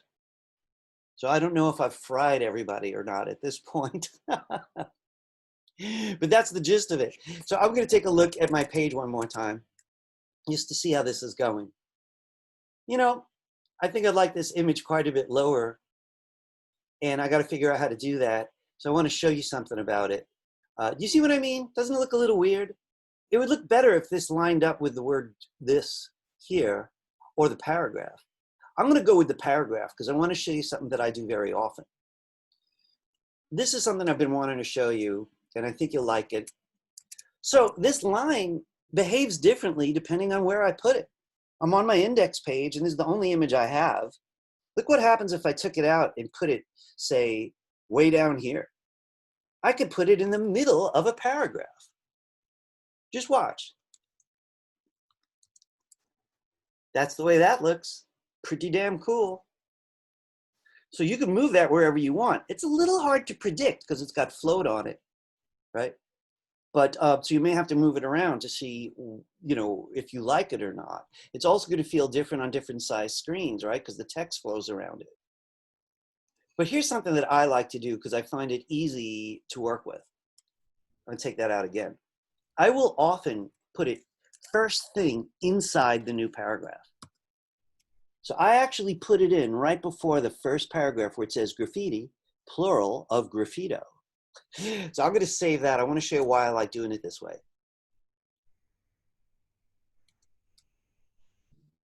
This way, it lines up right inside the first paragraph. I can see a little bit of space there, but this is the gist of it. I just took the image and put it right after the P tag. Yes. What if you, what would be the difference if you put it before the P tag? Let's see. There may not be much of an image. It may be even better. You know, everywhere you put it is slightly different at very least. So I saved it. I'm refreshing it. In this case, really no difference at all. Looks like, did I save it? I did save it. So this is pretty close, but it, you know, you could see more dramatic differences, of course, if you move it a greater distance. But basically, I put it inside often because I know I'm thinking about the text as I place an image, wrapping around it. There'll be slight differences. Sometimes they're so slight, it's hard to tell. Here, instead of putting it first thing in the paragraph, I'm going to put it like halfway through. Save it. So I got just a little bit of text above it. In this case, I put it right after the word view, but there's really no way to tell that. It's not over here. And the reason it's not is because we used float. Float says go all the way to the right, all the way to the left, right? But it is affected by how deeply embedded in the text you put that floated image. So this takes a little bit of experiment. I would do it either way John was just mentioning. I'm definitely in the habit of putting it first thing in paragraphs because it's easy for me to manage. Listen though, if you're going to put in multiple images, you'll find a whole adventure starts. You know, do you want them all the same size? That's going to be hard because some of the originals I gave you are very small. I had one student, really crafty, made each image maybe 100 pixels narrower.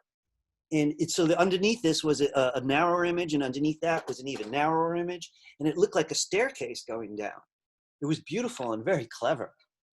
You know, there's all kinds of strategies. You might just want little photos all over the place. Just keep it really interesting. So there's a lot of freedom here. But I can't move this to the left now unless I'm going to make another class on the style sheet. And I want to show you everything. So I'm going to leave that to people who want to try it at least till tomorrow. I do want to look at my style sheet because I'm a little annoyed by one little thing. Margin. Oh, here it is. My top margin set to 15 pixels. So that's why this thing's a little indented down here. At least it doesn't look like 15 pixels, but I'm going to change it to 0. Save it, see if I like that better. No, it's the other way. I don't know. I actually like it, but I could, you know, play with it if I want. Try to get it to line up. There you go. Right? So listen, you know, about that kind of nitpicky behavior, I have some sincere advice for everybody. Decide if you want to start with my index page and my style sheet. And if you do, just drag it into your folder, please. Then drag the index page into the browser and into Sublime. Start with the text and the links. Right? Get the links to look right so they really match the handout. Get all that text. Remember, I copied and pasted it in one huge block. And then I went back and started to edit it. And I didn't even finish it. I get too many of these. This will lose points if this was a real midterm. This clearly doesn't know it's a paragraph. That's why it looks different. It's probably more than one paragraph too. So I want to say one thing you might find difficult, just getting around all the stuff you're going to have open. You know, very often I'm going to hide stuff just to neaten things up. I definitely want the code where I can get it. I definitely want the browser where I could easily get it. I need the folder again and again. The thing that makes this a little messy though is, you know, there's the original folder that you're going to need often to get more images, and there's the text, you know. So I have to find it. Guys, I want to show you something, and I'm pretty sure this works on Windows, at least on the version of Windows I was using at school. Have you noticed me doing this? Can you guys see this on your end? This is everything I have open. So I could literally switch to, this is where my text is, and there's my text. You know, I could switch to my code. Here's my code. So if you're interested in trying that at home, you might like it. You leave open all the stuff you need. And then to get around, what I do is on a Mac, let me start with, I hold down Command and then I tap Tab. And every time I tap Tab, it goes to the next icon. So here's the browser. Hold down Command. Here's Microsoft Word, which I'm not using, so let me just close that. This one here is my folder, right? So that's holding down Command, tapping Tab. I'm pretty sure I could hold down Control on Windows and do the same thing. Hey, Windows people, did any of you try that just now? Alt tab. Alt Tab? Yeah. So that helps, right? Because, you know, some people work with 2 monitors. They rig them up. They keep all their assets on one monitor and the other one is the actual stuff. There's a way to do that on computers. Video people do that a lot. Windows, they don't reset. What doesn't? Like, let's say you use Safari, right? Then you went to the Sublime or whatever. When you Yeah. press Command Tab, right? It's gonna go Safari to Sublime and Sublime to Safari. But in Windows, you have to go through everything. And go Right. Well, Jonathan was saying that Alt Tab was working for him on Windows. Yeah, it does. But let's say you use Chrome right now. Then you Right. went to Zoom. So you press Command Tab. It's gonna go next. It will be Zoom because you're switching to Right. Chrome. But in Windows, it doesn't go in. It does go by order. Like it doesn't switch. All right. You have to go through everything. Yeah, I That's- wish I had a Windows machine here. I could swap on different days, you know, so I could join people a little bit more. You know, just a very small comment on that. You know, if any of you are fluent on both computers, you got an advantage and you should brag about it when you're looking for jobs. You know, most people know their way around Windows. Fewer people know their way around Macs. But in art communities, that roles reverses, you know, where there are more people who know Mac. I've been forced to learn both, and it was really helpful because most art jobs have people on both. Just real quickly. So I worked at a newspaper for years, which I've mentioned. All the writers got Windows computers. You know, this is the way they rigged up the newspaper. They all had Windows. And all the art folks all had Macs. And it used to be that way, straight down the middle. And back then, you couldn't even move files between them without all kinds of problems. But right now, it's really easy to move files between them, but it's still an advantage if you happen to be good at both. Listen, guys, right now, you're all working on your own machines. You got to know your own way around. Hey, listen, does this seem doable to you? There are a lot of cameras off today. I don't mind, but I can't see. I'm not getting a lot of visual feedback. I have a question, Professor. Yes, please. All right, so I finished with all the HTMLs. Is the artist tab for Keith Haring supposed to be that long? Is which what? Say that again. Haring, is his section supposed to be that long? Whatever text I gave you is the way it's supposed to be, yes. But listen, I got to say, like, again, let me tell you how I'm gonna grade these, right? First, do all your links work? Do all your paragraphs, are they clearly separated, right? Stuff like that, right? If everything works, you got a passing grade, right? If you don't change the styles, right, you get a low passing grade, right? Because you're just using mine, right? So the highest grades, so I'm talking about A's, are going to be for the people who created an adventure of some sort. So either they did something with the images and the colors and the fonts that I didn't expect, so they really have a personality. I love personality. If your website has a personality and everything works, you're probably going to get an A. Or maybe it has a little less personality, but this person added a page, you know, of their own. They had to find that text and format it. They had to find those images and format it. Wow, that's also pretty cool, you know? So like, you know, what Jonathan was saying, you know, one thing that I like is if you get the basics down first, then you're like, okay, you could really relax because you know you're going to pass it. And then you could start an adventure. So, you know, something I just want to say in general, though, is, you know, W3 Schools has got all kinds of information. So sometimes people are like, hey, there's this video I want from YouTube. You know, how would I do that? By the way, that's strangely easy, that one, believe it or not, because YouTube gives you the code. But you know, whatever you come up with that gives it some personality, that could just simply be about color and fonts and making everything work. You know, but some people have just gone crazy with this project. I mean, really, it's the first chance to actually make something that you could show off. There's no Latin, you know, and it actually means something, you know. So you take it as far as you're comfortable with. I really, really, really want to be ultra, ultra frank with you. The people I hear from all the time are the enthusiasts, naturally, right? The people who are quiet, I often don't hear about until I read anonymous reviews at the end of the semester. You know, somebody said, I felt left out. Ira didn't talk to me. Well, how am I supposed to do that exactly? You know, you have to talk to me first. I can't even walk over to everybody like I do in the classroom. Some people are like, oh, you know, I'm a liberal arts major and I've been very busy. I got 3 kids and whatever. You know, you have to communicate with me if you want any kind of feedback. So if I judge by the enthusiasts, this is going great. So guys, I do want to say, here's the 2 things that I would do once I had a little bit down, even 1 page like I have, right?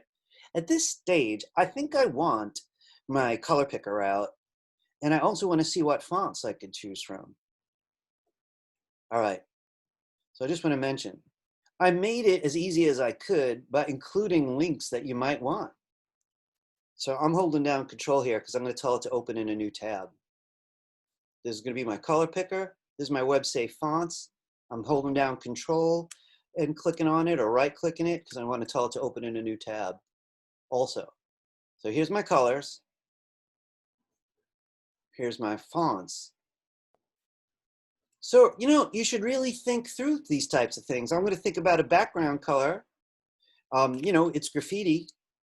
So I don't really know for sure what I want, you know, and I don't want to, you know, take your time thinking about it. This color is going to be dark. So if I do this, I'm going to need light text. So I'm going to have to think that through. Here's my body tag on the style sheet. And I don't want, the background color here. £. I'm saving it. And I got so many tabs open, but there's the new color. This color here isn't working anymore for me, right? It's too dark. So I'm going to go back and, you know, figure out what I want to do about it. And I'm going to use this feature that I mentioned that lets me choose lighter versions of the same color. So this would be the color for the whole page. It's in the body tag. Right now it's saying be white, and I kind of like it. I just don't like the color of the headline, which is currently set to black. So I'm changing it to this light, this kind of yellowish color. And it looks better. I could give that H1 a background. I could play with anything you learned this semester. I also see that I don't like the left side margin on my photo. That means every single photo that uses the class righty is going to have this problem. Here's righty. Top, right, bottom, left. It's the left that feels tight. So I'm going to change it. I'm going to make that 35. So I don't know. I make this different on every website. So I'm kind of looking through it to see what I can do. Guys, I know we're about to wrap it up. I want to say another Ira trick. Sometimes I'll use the same image and paste it everywhere just so I could feel I'll treat them like dummies. And then later on, go back and replace them. So in an example like that, I might go to the HTML and copy this image elsewhere on the same page. So here's my HTML. I could tell this is working really nicely. So I'm going to take this image here and say, maybe I want one on this, you know, way further down. This one I never broke into paragraphs, so because I didn't want to make you wait. So I'm going to just put it here. I'm going to save it and come back and refresh it. Let's see what that looks like. So I want to show you something. I did that just for dummy. Maybe I'll just think about images later in the day. I kind of like it, but I'm going to go take a look, and I want to show you something about the folders. I closed one that I need, so I just got to go find it. I'm going to put this away for a moment. midterm assets I closed without thinking. Remember, I got that Banksy image from the index image downloads folder. I want to peek though. It's interesting. They're all interesting and they're all different sizes. Let's see what it would look like if I picked a small one. I like this one anyway. I have to drag it into my folder or there's no way to use it. That didn't quite make it. There we go. Got to be in the images folder. Then I'm just going to go to that, make sure I'm on the right image. I like the first one with the Banksy in it. This one here, is it just called building?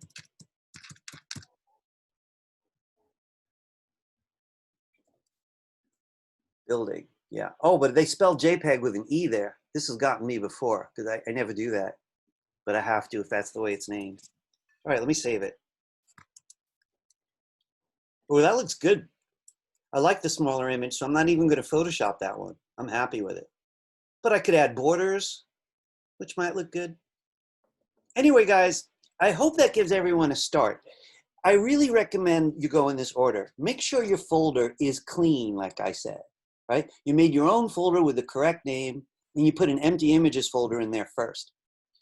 If you wanted to use the sample code, then you go to this basic HTML sample, and you move the HTML here, and you move the style sheet here. Then you open them up only from here. When you're ready for images, you go to the correct folder for that page. There's the index page. Drag it in and take it from there. So you'll see my code here is not any more complicated than the stuff we've done in class. It's precisely the same. It's just longer, has more headlines, has more links than we've done recently. And there you have it. Folks, any questions for me that you could form? You're going to have chances tomorrow to ask more, so I just want to mention. I wanted to know, are you rating it mostly based on like functionality versus like appearance? Well, the initial grade, to get anywhere between 65 and 80, it's all going to be functionality, right? So like a 65, maybe one image shows up missing. You know, one link showing up not working, you know, going to page not found is worse, right? But say everything works, but it's like got my colors and my fonts and all of that, then it isn't going to break the 65 barrier, right? But say you swapped out a font and you swapped out some color, maybe you change the margins, maybe you add borders, right? Person's heading up through 80. If it has real charisma in some way, you know, that doesn't look like a homework, then you're getting between 80 and 100. Listen, I got to be honest with you. I'm a high grader, in my opinion, but not everyone agrees. Lazy people think I'm a low grader. But I know a lot of people who get hundreds in my class are like, wow, I would have given myself a 90. Well, I don't know. I know this is an intro class, so I am going to grade it that way. But you do have to make it your own somehow. Okay. Listen, I got to say something to you, Marissa, especially since you are, you know, interested in the arts in general. You ever heard the word rubric? Math people love the word rubric, right? A rubric is, here's the list of how you score points. X number of points for this, X number of points for that, et cetera, et cetera, et cetera. A teacher could give it to their assistant to grade.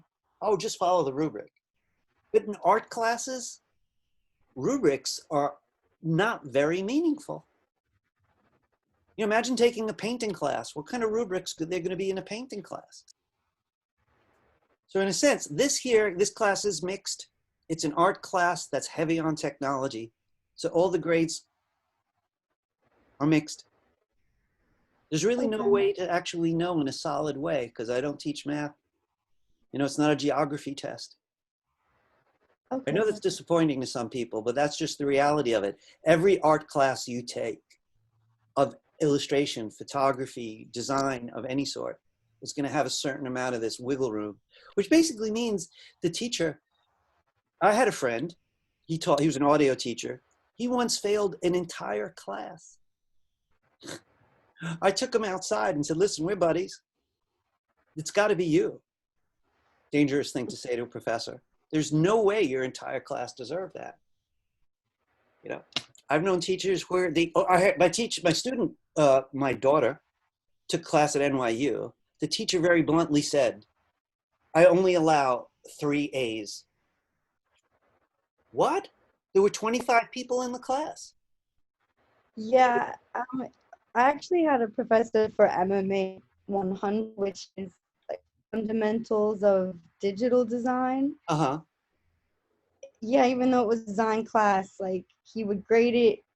It was kind of harsh. Like he would tell people like this color choice is wrong and it looks bad, it's unappealing to the eye.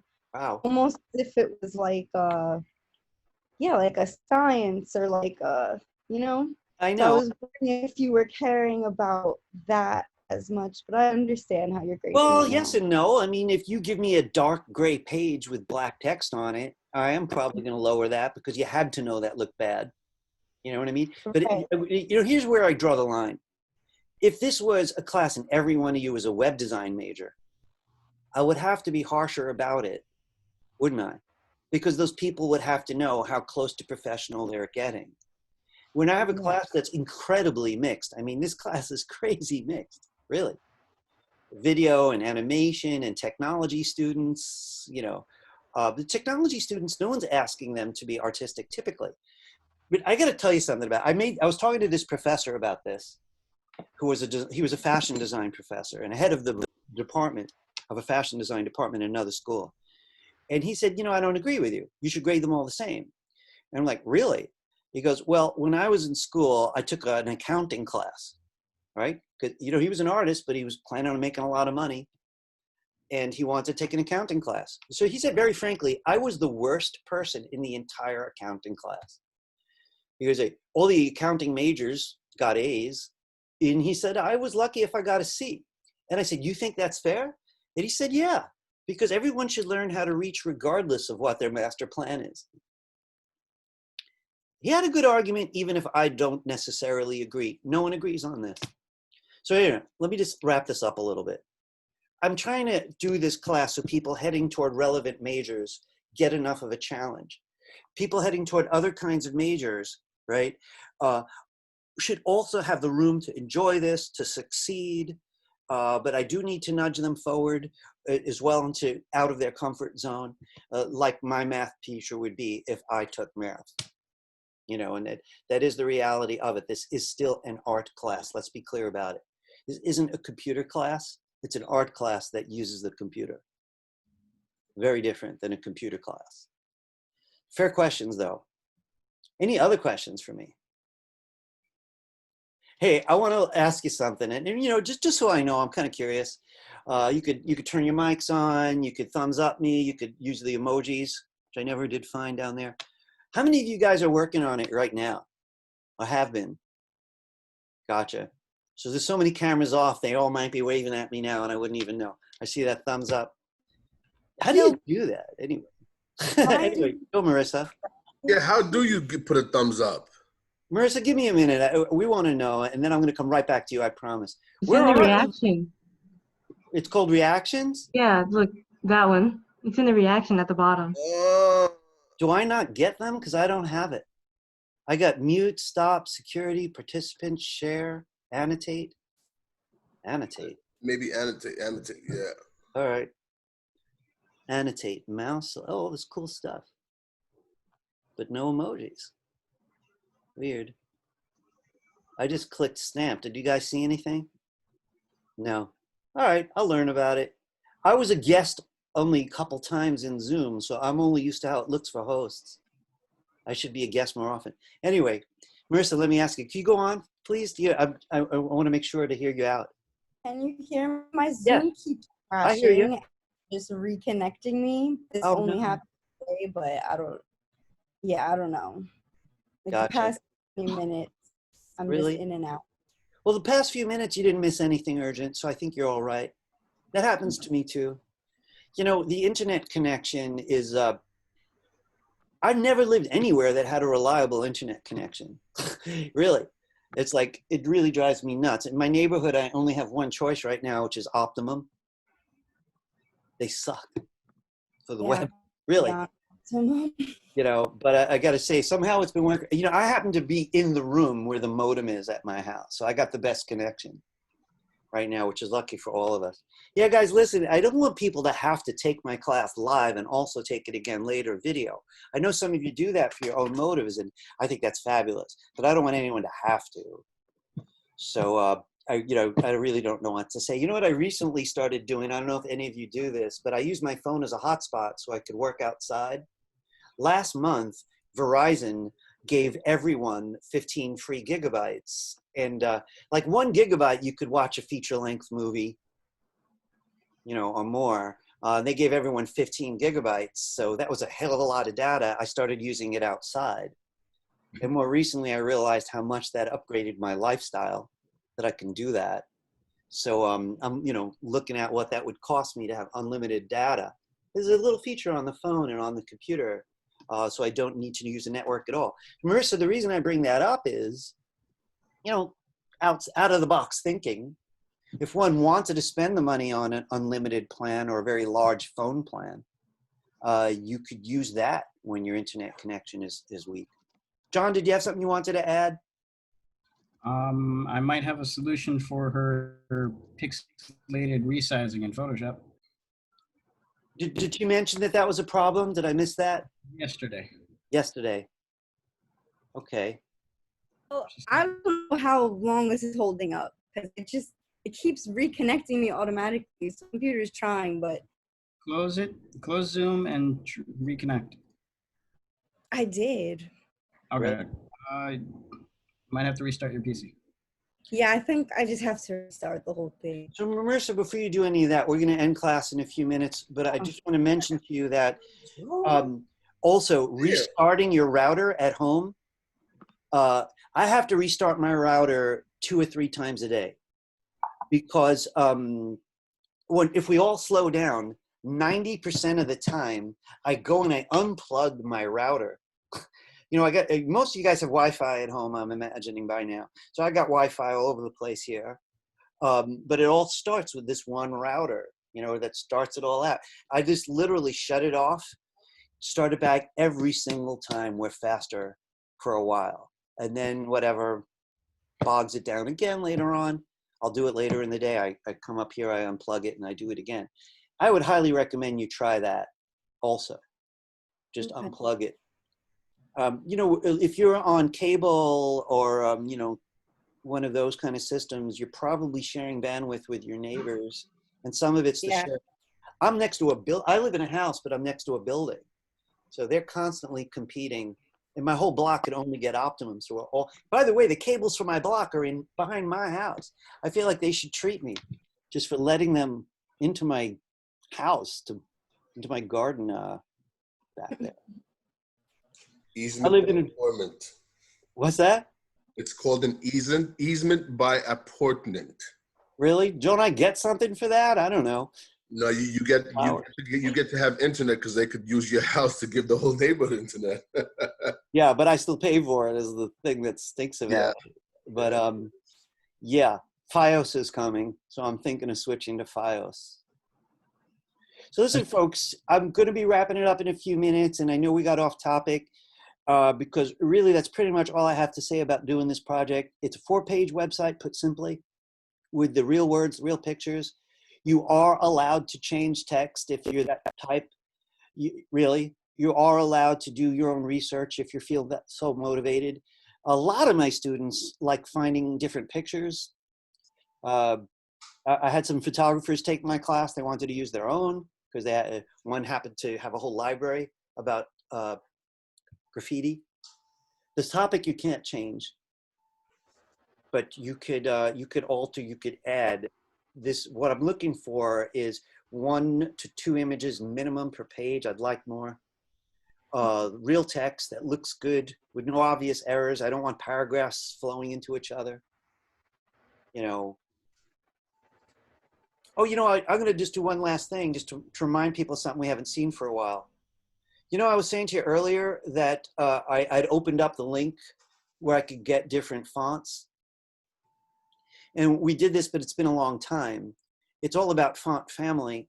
And you'll see if you look here, let me just move this over, on my style sheet, that I've got a font family in the body tag. That's asking for Arial, and most of you know what that looks like, and two other possibilities in case someone doesn't have Arial. I'm using Courier currently on the headline.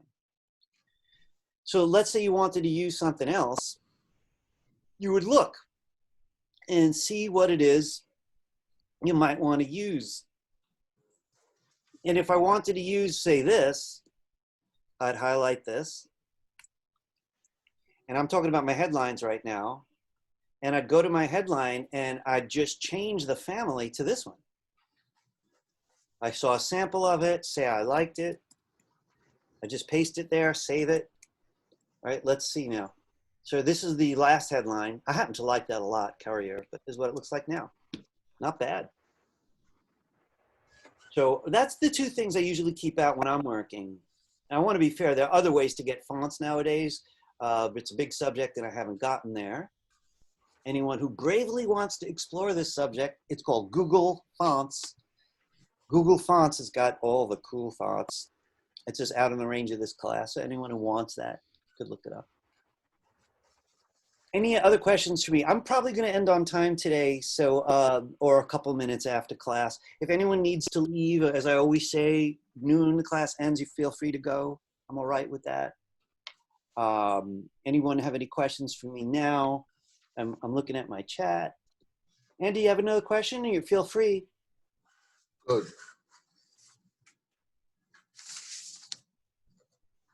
Your box lit up, so I assume that meant you wanted to say something. I'm noisy right now. By the way, when is the midterm due?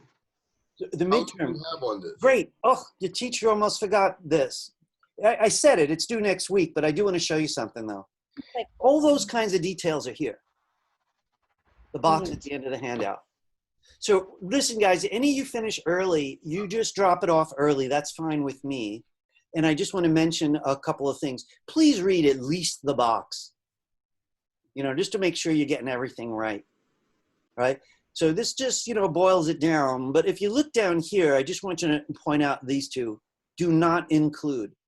So I don't want any of the original image folders. I don't want the PDF file or the Microsoft Word file. I just want a clean folder of your own, like we've been talking about today. It'll look something like that, except it'll have, really it'll look just like this, except for there'll be 3 more HTML pages, right? So it's just telling you I really don't want any of this.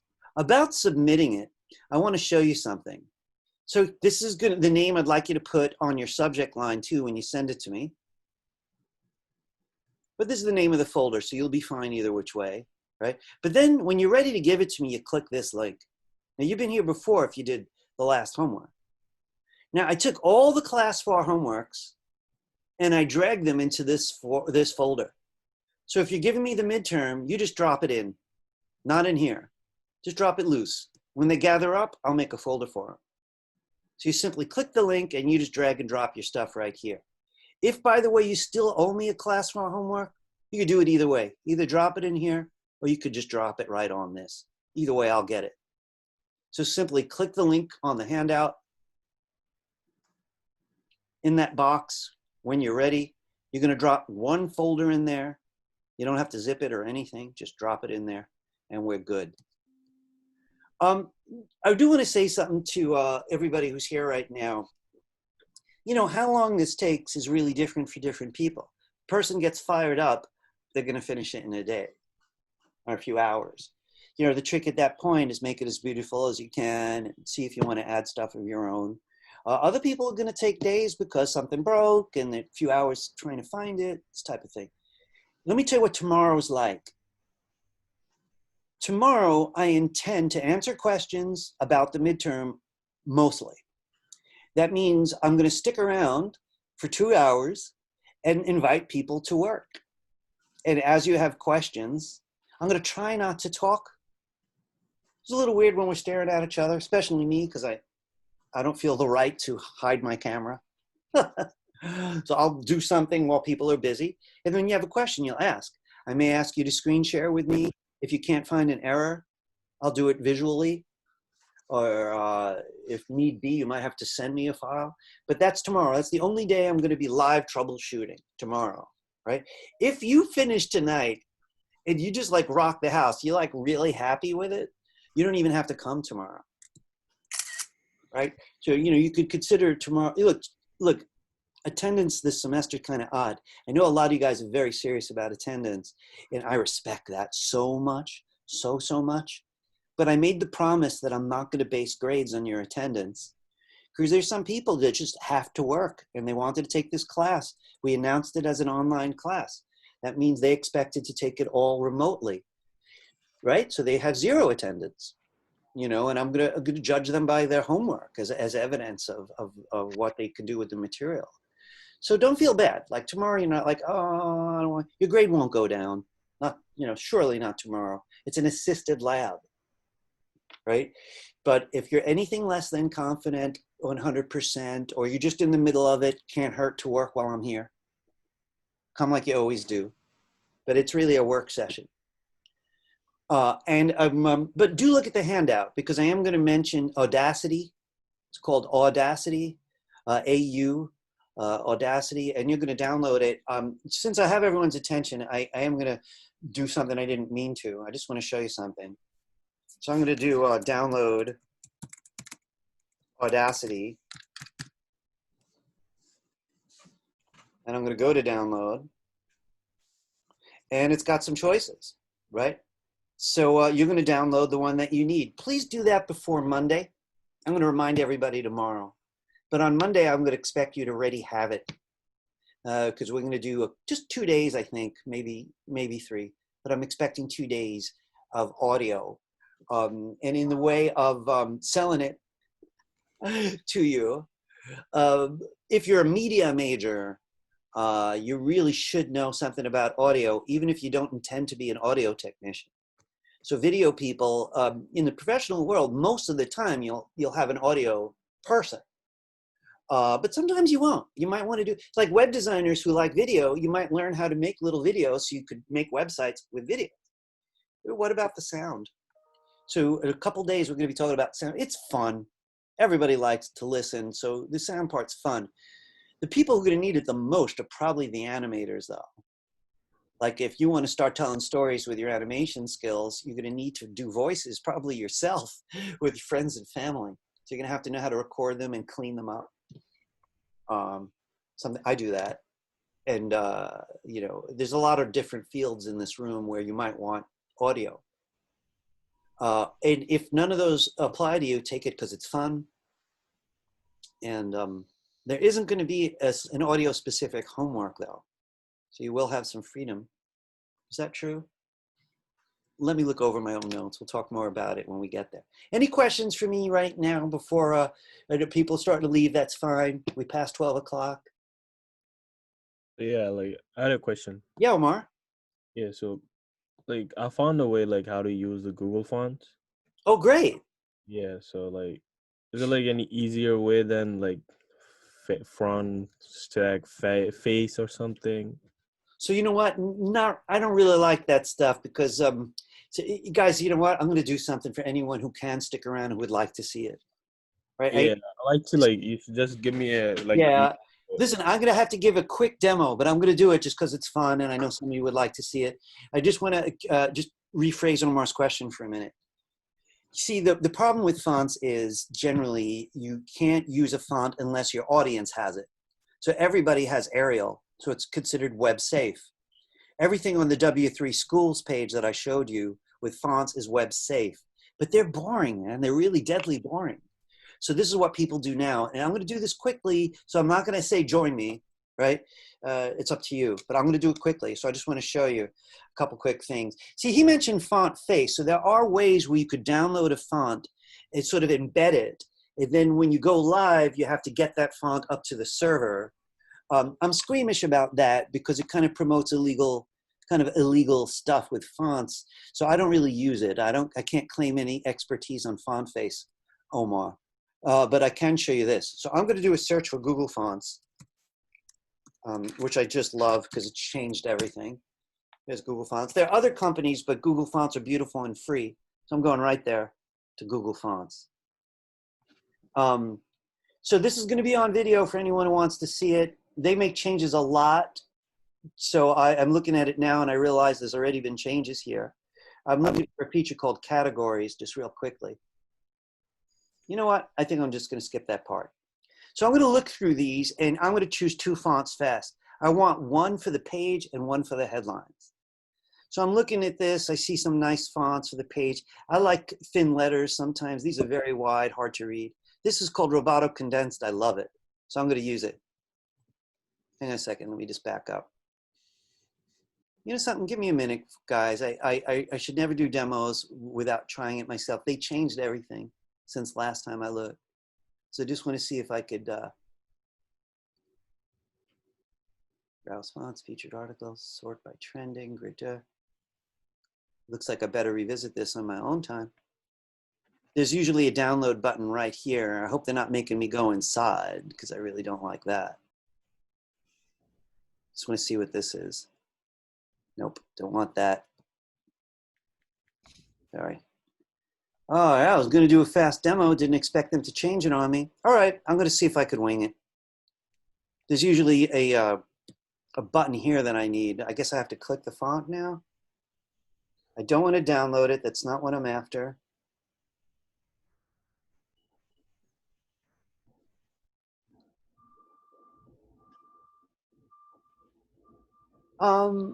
You know, folks, I don't want to wing this in front of you. They changed the whole layout. This must have happened recently while I wasn't looking. What I can do, though, just since I started it, and I don't want to be unfair, I'm going to take a look at it on my own time right after. I'm sure it's very easy. You know, whenever they try to make it even easier, people who are used to it get confused. Hey, where's all my features? So I'm not going to be able to demo this now, but I'll throw it in tomorrow. I don't mind, right?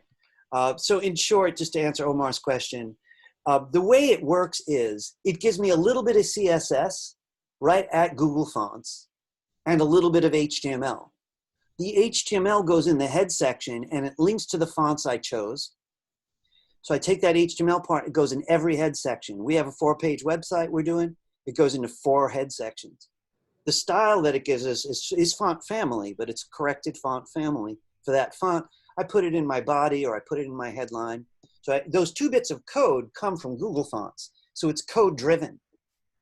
And the code's not showing up right now. So let me look at it on my own so I don't fall over myself. So you put as a URL? Kind of, yeah. You know what it looks a little like? It looks a little like this. On your HTML, you got used to this tag to link to your own style sheet. Mm-hmm. The Google Font feature will give you its own link tag, right? But it goes all the way to Google Live online and it accesses their font library, right? So I have to put that on every page, right? And I get that from Google Fonts.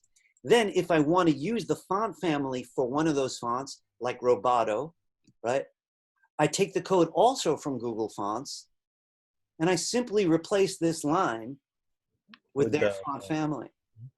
And it's beautiful, man. Their fonts are so nice looking. Web designers got it, and the print people got jealous, so now they let you download the font also, in case you want to use it in InDesign, so it matches your website, or Photoshop or Illustrator. So it's really taken off. Good question, Omar, and I apologize. I have had no need for it in about a month, and they've literally changed it in that month. Restless company. Oh, it's like I could do work with it. It's fun. Thank you. I'm sure. Look, I know you guys are crafty. Anyone who can't wait for me is just going to look up, how do I use Google Fonts? The only thing is, if you do that, you got to make sure that article was posted in the last couple of months. Or otherwise, they're going to give you the same advice that I would, which is no longer relevant. So I have to see what the new system is. Any other questions from anybody? If I can't answer them now, I'll store them. Get you an answer, hopefully by tomorrow. Oh, yeah. Do you want any comments on it or no? Any comments? Yeah, like you. Good question. No, I don't need them. But if you want to comment for your own purposes, by all means. I don't have any need for them. Literally, I'm going to look at it like an audience. You know, I'm literally going to open up your index page, click around your links, I'm only going to look at your code at all if something's broken. Or if I just want to give you advice about something, I might look at the code, say, oh, this was clever, but you could have done it. Mostly I'm just looking at it. I did the 4-page and the style sheet, but I don't know. I might have to work on the style sheet a little bit, trying to make it real nice. Exactly. I want to be blunt. It's true. Just getting this to work is not rocket science. You know, again, like, I don't mean to insult anyone who might find it hard. Your life might be harder.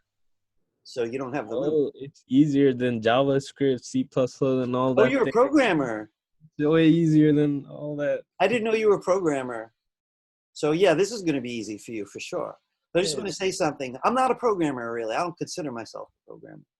But I just want to mention, on my own, obviously from repeating this, I'm very, very fast. So most of my time is spent styling, you know, or maybe even before I do anything, I may be drawing it and other stuff. Yeah, it's kind of fun. But also, Omar, I want to say to you, like, we're not doing grid-based design. Grid-based design is where this gets much more elaborate. You know, someone like you who's finding this really, really easy, but if you enjoy it, you're going to need to head into knowing how to do grid-based design. Give me a minute. Let me see if I can show you something just so people know what I'm talking about, so it doesn't sound so abstract. Give me a minute here.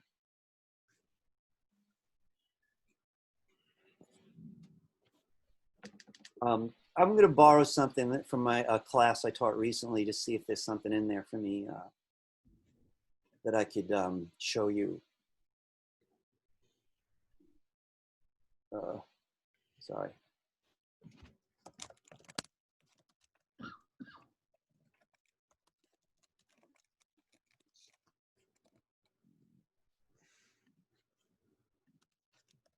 Sorry, my brain has stopped working just a couple minutes ago, and I'm forcing it to behave right now.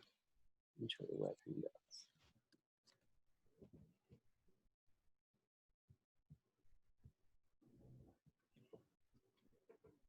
I'm improvising. That's why it's not as smooth as during class. I have everything prepared for you. All right, here we go.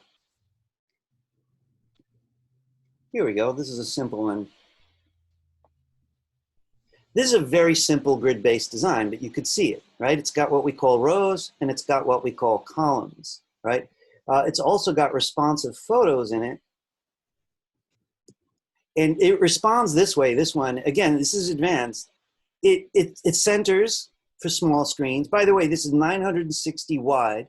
This is one method of forcing a width until it starts getting too small. Right now it's scaling down, which is great. And then when it gets too small, the whole thing turns into one column for phones. So the thing about working in grids, it's a two-sided thing. One of it's artistic. You get these, you know, artistic freedom in different kind of design possibilities. Let's see if any of these are interesting. I don't really remember what these are. There we go.